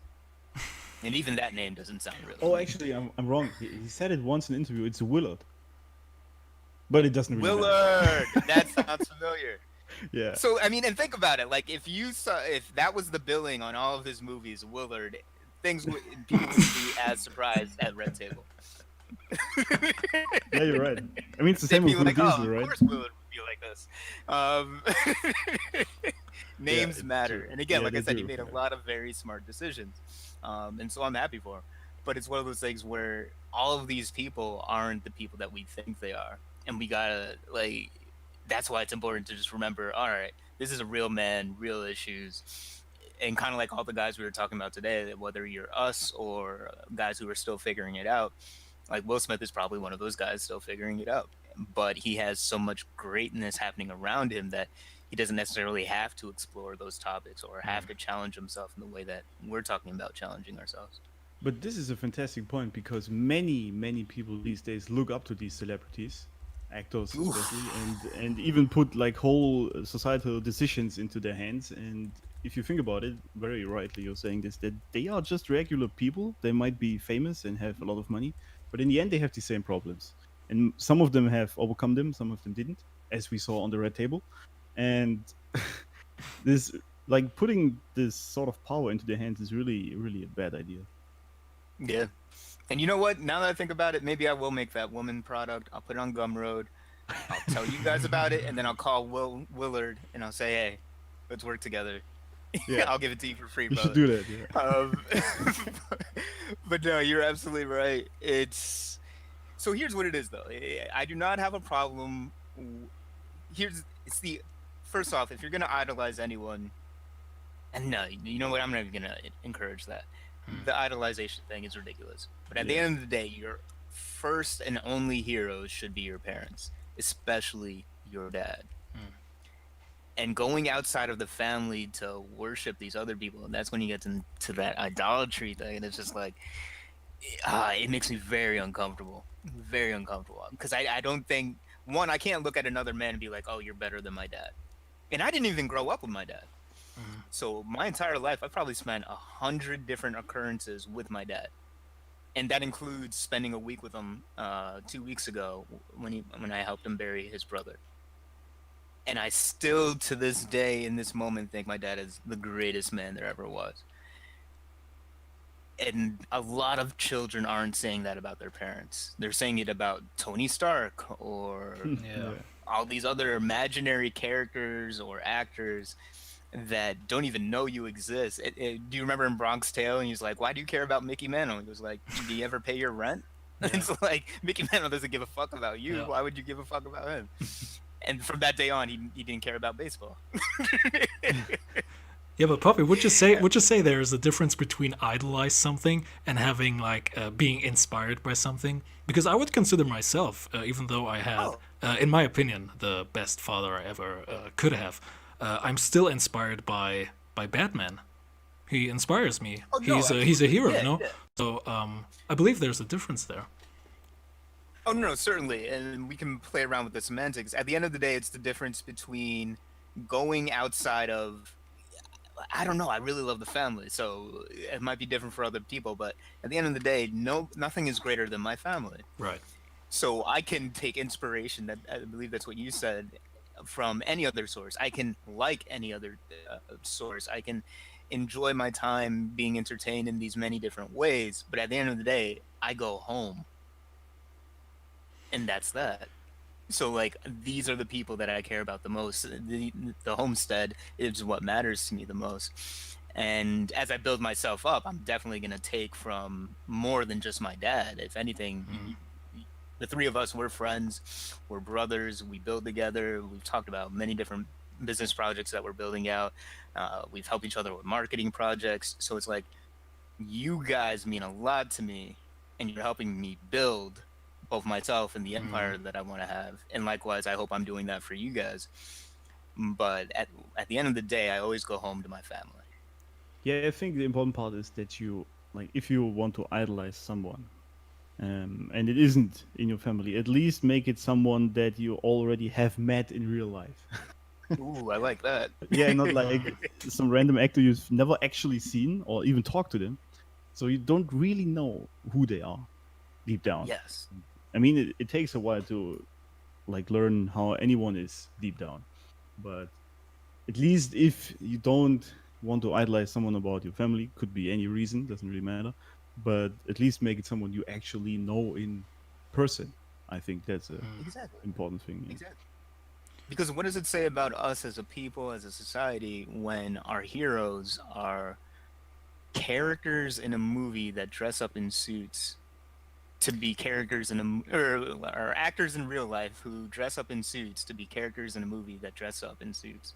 Like, it's that's who's shaping the next generation. It's These are immaturity, the basically. images.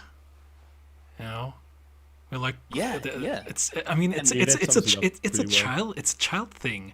I mean, I'm okay if my 10-year-old son someday is gonna be inspired by Batman or by Star Wars or some shit. You know, like, okay, that's it's a kids thing, but the main target audience from Marvel and all this stuff is like 30-somethings, like people in our age. And people in our age are, you know, they want this shit. They are getting emotional over it. Yeah. They have a genuine emotional connection with Tony Stark and people like that. That's why. So, and don't get me wrong, I watch all these movies. I pay to see them. I've seen some of them more than twice in movies. So I'd say that before I say my You're next thing, which guilty. is there's two-part series. What is it called? Endgame and what was, I forget. But anyway, you know what I'm talking about. I saw both of them. And spoiler alert, I know that's an issue for some people, but like, the ending of that first movie, I was laughing in the theater so hard because they killed off all these characters, and I knew everyone around me was sad, and I'm just like, y'all are taking this way too serious, and it's just I was laughing at them, and I was laughing because I'm like, I didn't know Disney could go this far, but they did it. They killed Bambi's mother, and they killed the entire universe. What do you call it? The Marvel Cinematic Universe. Yeah. And I was just like, that was my happiest moment seeing any of those movies in the past 20 years. Yeah, Maybe because- I'm sadistic, but that's what it was. I was happy. I was like, yeah, that's what you get. Stop taking this stuff so seriously. Exactly. I was gonna say it's because you live in reality and not in some random fictional world like most people do, and this is why you could laugh about this because it was really just entertainment, and they took it so seriously, man. I remember when it was in Infinity War. I don't know where Tony Infinity Stark War. dies. Yeah, there Yeah. you go. That's Is spoiler alert, right? Tony Stark dies. Oh, who the And- fuck cares, Alex? Yeah, what the fuck, man? Yeah, yeah, and people in the cinema were literally crying like crazy, and I was like, dude, that's a fucking character. I mean, what the hell? and I love those movies so much because it was that Yeah. movie. Yeah, actually, because Thanos was the best villain in that entire 20 years or whatever it was. Totally. Yeah. You actually got to know who he was, and he had this. Oh wait, he was one of two. It was him and Eric Killmonger, played by what's his name, Michael Oh, Jordan, or Michael B. Jordan. So those were two characters where you were forced to understand what they were doing and why they were doing it, and then you really had to make a choice for yourself. Damn, whose side am I really on? Because I know what Disney wants me to do, but at the end of the day, those were probably the most challenging movies. Maybe not so much with Thanos, but for me, I was like, I love this dude. I want more of him. And then they had to kill him off, and I'm like, there was no need. I mean, the only reason you kill off a character like that is because you want to set a bigger agenda, which is, all right, we can't have anyone in our world that exists like this. But I was hoping that the Endgame movie was going to be 5 years later. Everyone's like, you know what? I didn't like it when he said it, but now that I have more space, more time, I'm kind of okay with what Thanos did. And then every year there's an annual celebration. So the movie isn't about getting revenge. It's just about accepting the new reality and making a new world. Yeah, actually, this was really a thing for me as well. I'm glad you mentioned this because I sort of related to Thanos a little bit. Obviously, I mean, this is the great thing I like about such villains, like for example the Joker as well in the Batman series. That a great villain, you can relate to his intentions at least a little bit. You understand why he does it, especially from his There's a perspective. respect there. Yeah, exactly. Yes. Respect, perfect. And this is truly what makes a great villain, I think. And this is what they got very right with Thanos in the last Marvel movies. But yeah, the movies itself, they are great, but especially the last ones, the Infinity War was so packed, it was really just too much for me, to be honest. Yeah. And I'll leave it at this, but it's very funny that if you pay attention to heroes and villains in respective movies over the past decades, the roles have been reversed. Mm-hmm. So the villains are more what heroes used to be, like even as far back as the 30s when Batman originated. So we had those heroic ideals that it seems villains seem to uphold. They're disciplined, they have a particular purpose, they are willing to make sacrifices, this, that, the other. Meanwhile, the heroes, and it's easier to notice in comic book movies, the heroes are the ones that can't make a decision, they're not willing to let go of one thing for the greater good, this, that, the other. So it's like, you should be emulating the villains, not the heroes. We've definitely come upside down as a society. This is a great observation, man.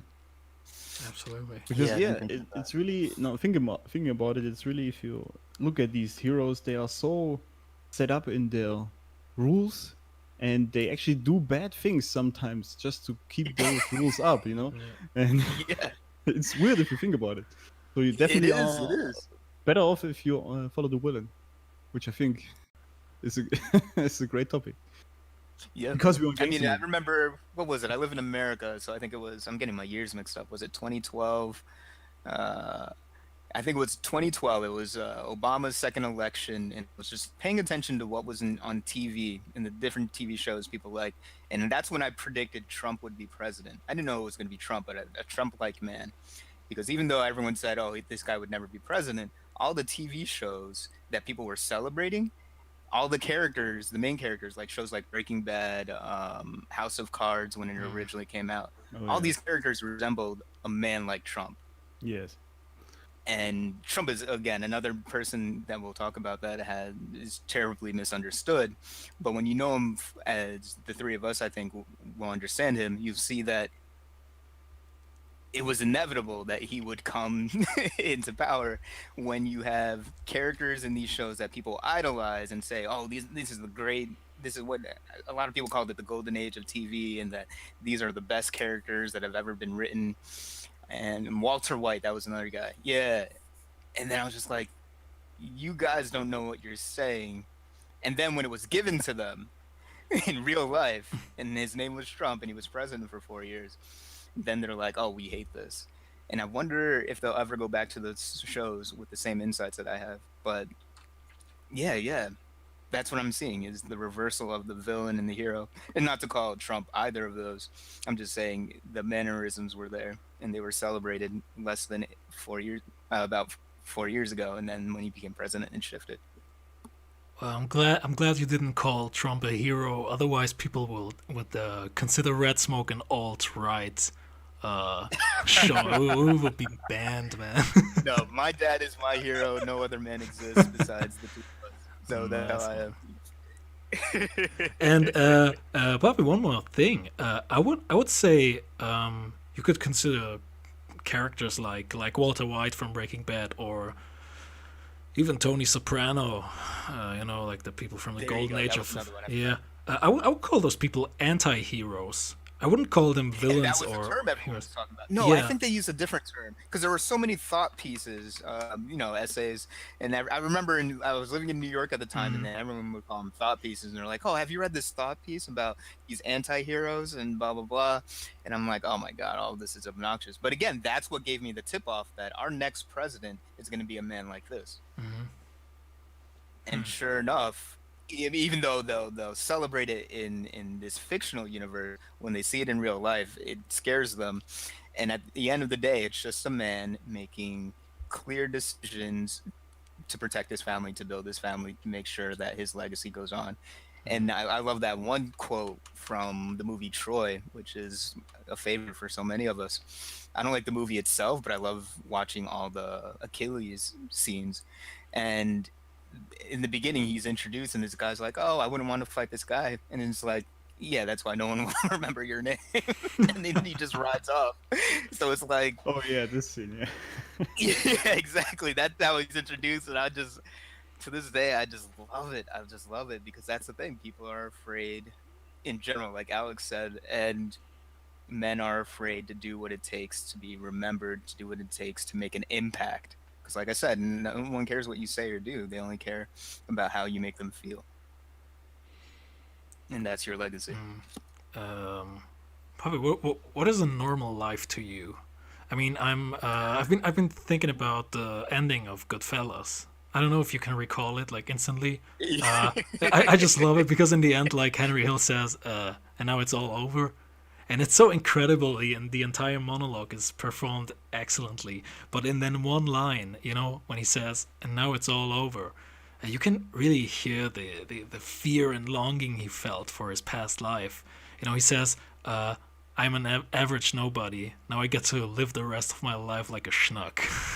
and I Exactly. and I Remembered it. yeah, Remembered it. and I Yes. and I love how when when Henry shuts the door, it sounds like a jail cell shutting closed. This Pay normal, attention to that. I yeah, never noticed that acoustic. it's brilliant filmmaking from Scorsese. This normal life is prison for him now. He's really good at that. Papi, So what the is question was, what is a normal life a to you? normal life? And a regular ass type life, what is that?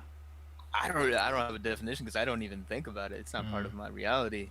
But I remember that so vividly because before he says those couple of lines, he says, I can't get real Italian food. I can't do this. I can't do Yeah. that. And that's what I think about. So some people will be like, the way that I dress or whatever, or is over the top sometimes. But at the end of the day, it's like I want to live life fully. My blood is on fire. Mm. I am a man on fire. And I'm going through this world doing impossible things that everyone says can't be done. And I'm saying, are you sure? Because I just did it 3 weeks ago. And with that, I want to eat the best food. I want to be with the best women. I want to travel on the best plane, and I want to be in the front seat with the pilot, let alone first class. Like, I want to drive that fast car. I don't understand how you can have this reality given to you, and you know those things are possibilities, but you choose to just play it normal or play it safe. Like, that's just so absurd to me. It's like, why not reach for the stars? Why not reach for the next universe over and be like, oh, I thought we only had one universe. But it's like, no, I want to do it all. I want to live my life on fire. Why wouldn't I want to drink the best whiskey, eat the juiciest steaks, date the hottest women? And I think about that scene because he's talking about, he's like, I can't even get good food. Like, on a basic level, you can't even enjoy a great Italian meal because you're living a schmuck life. I don't think anyone should do that. Like, food should be great, and that's one of my favorite pleasures of life. I was. So I don't know what the definition is. I don't know if It you ain't can. me, though. I don't know if you can recall the coffee shop scene from Heat, which which I would consider the world's most famous scene. I would consider as Maybe. I would say the best 7 minutes of cinema ever put to film, you know. And there's like this scene where it's the scene. There's this piece of dialogue where Al Pacino's character is asking Bobby's, you never wanted a regular ass type life, and then I like the way Robert De Niro responds to him. He's like, there's like disgust in his eyes, and he says, "What the fuck is that? Barbecues and ball games?"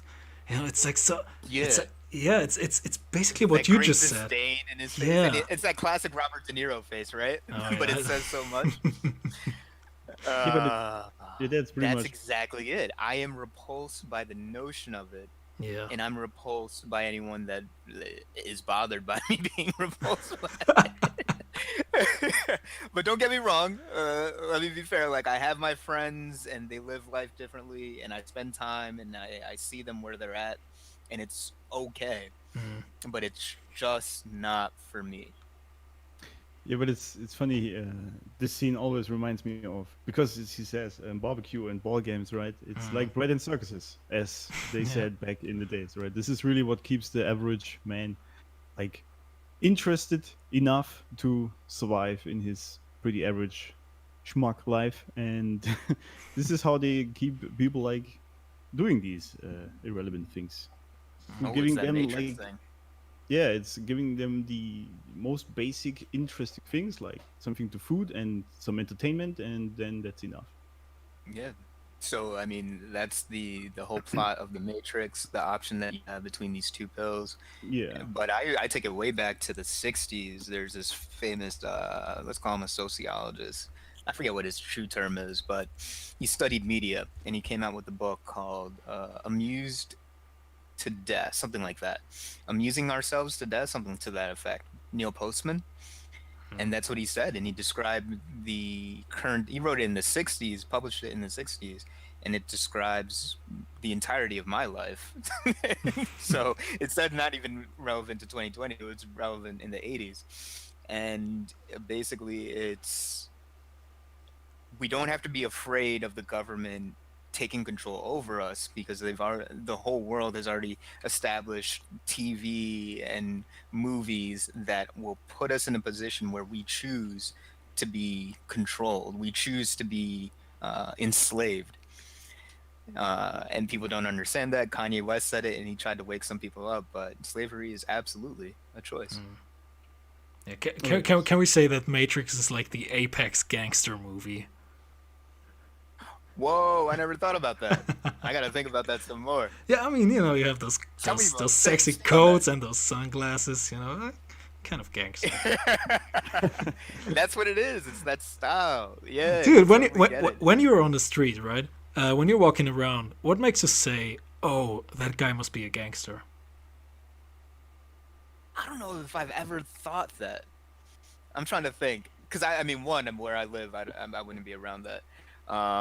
If anything, people say that about me, which is funny because I'm like this lanky dude and I wear rings and sometimes necklaces and stuff. But who would I think is a gangster?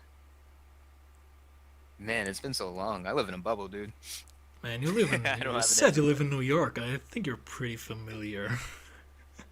Oh no, no, I mean when I see it when I live in New York, but these days I Oh. wonder if even when I go to New York if that it even exists anymore. Things have changed a lot. But Mm, yeah, I know what you're talking about. It's that it's just it's the lion's mane. You're walking down the street and there's this guy that clearly does not give a fuck. yeah. And it's the way that he dresses and it's who he's with, whether it's a bunch of fighters or a pretty woman or the car that he drives. So his entire life in terms of the way he presents himself is this mane. So the or what do you call it, like the tiger has its stripes to warn everybody not to fuck with him. Hmm. And that's what that is. And I love that. I love that. I want to see more of it, and I want people to embolden themselves to flex, because flexing isn't about being a jackass. It's just about, hey, I'm happy with where I am and let me try something new. Absolutely. Alex, what is a gangster for you? Yeah, it's pretty much the same. He mentioned someone who is really like, yeah, people call it narcissism, and you bring this word up Hmm. again, Papi. Yeah. Uh, and but I think there is a healthy form of it, and this one is when you are very in love with your life because of what you achieved, right? And you Yes. radiate that outwards. Um, the bad. It's also funny that people are think that narcissism is a bad thing when virtually everyone takes Instagram selfies every day, which is narcissism. But yeah, Yep. the healthy one really is that you actually achieved something, and on top of that, you radiate it outwards, and you enjoy it by dressing and yeah, looking and doing what you want. And for me, if I see, I don't know if I ever saw someone and thought, I guess in a Lambo or some Yeah. sort of supercar with sunglasses and a cool shirt, I guess that's when I think, oh, this guy, yeah, he must be doing something shady. And my thing is, my go-to was never gangster. It was always, I don't know what I was thinking. You know what? Instead of gangster, the way guys relate to the word gangster is the way that I relate to Bruce Wayne. So as a child, I Hmm. didn't want to be Batman. I wanted to be like Bruce Wayne. So for me, that was the goal. To be this guy that could date any girl he wanted, drive any car he wanted, and one day he could be skiing in the Alps, and then the next day he could be at the Met watching a ballet. And I thought that was cool. I could care less about wearing this stupid cape every night. I didn't care about James Bond. I didn't care about Indiana Jones. I cared about Bruce fucking Wayne. And when I was playing with my friends, I wouldn't be Batman. I would be Bruce Wayne. I was fucking dorky. But that's really what it was because I recognized, like, for me, he was gangster. But how about for you, David? What was that like? Who's your So, gangster? who's my gangster?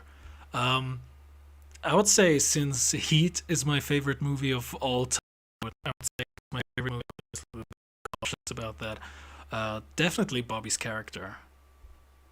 Definitely, Yes. like when I'm talking about the 30-second rule.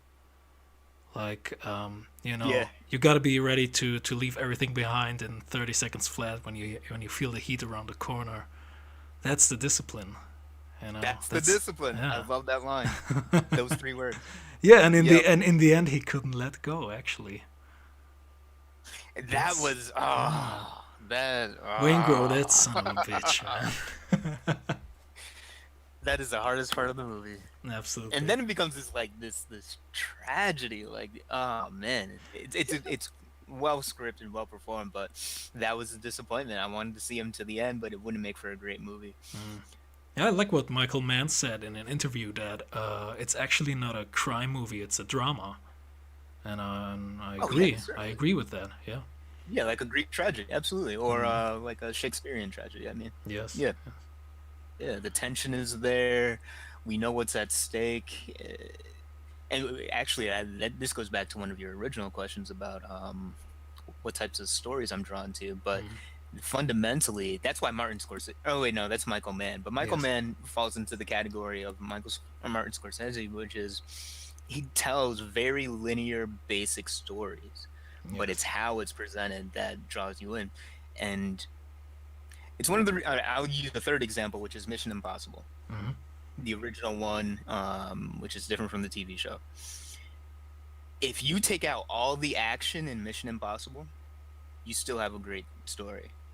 And there are very few movies where you can do that action-wise, but that's when you know you have something special because they've taken care of this skeleton, this foundation that's necessary for you to give a damn about the characters, regardless of whether they have a gun in their hand or they're defusing a bomb.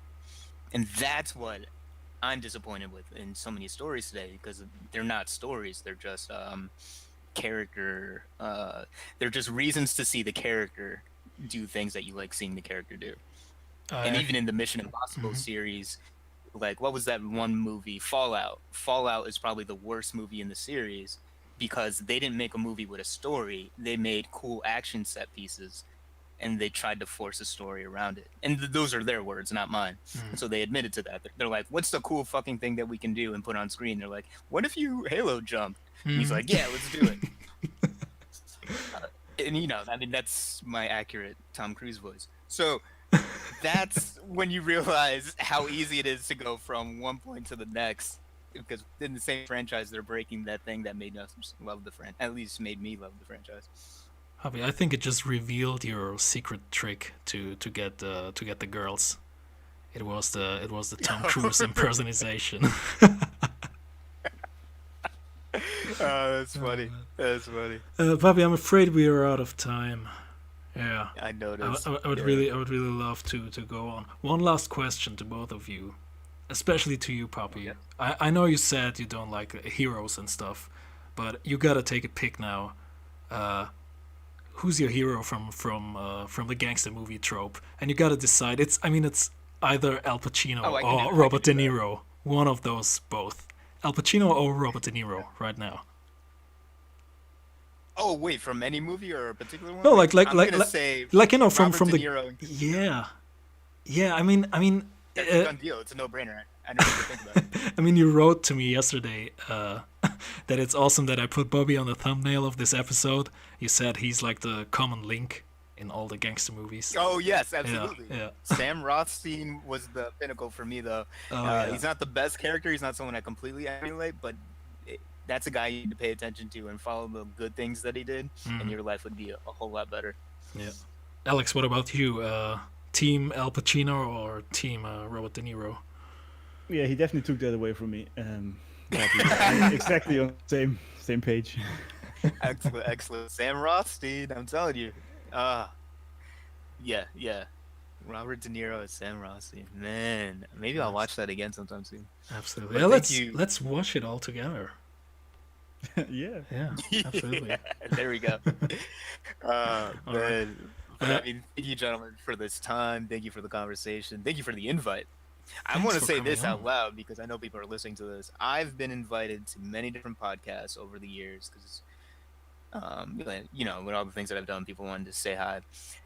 That was the most gracious invite that I've ever received to be on a show. So thank you, David, for reaching out. The words, I don't know if you do that for every guest, but if you don't, start, because that's the way people want to be talked to. And this wasn't about selling or promoting anything. It was just about having a conversation, which is the way that those are my favorite shows, where you get to know someone who's famous for one thing, talk about everything but that thing.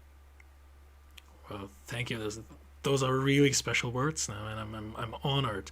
And I gotta say, personally, I'm very proud and honored to be able to call you like my personal mentor when it comes to Twitter and stuff, you know. And since we talked a few weeks before, I have grown my followers about like 15-20%, which is awesome. Excellent. Yeah. Okay.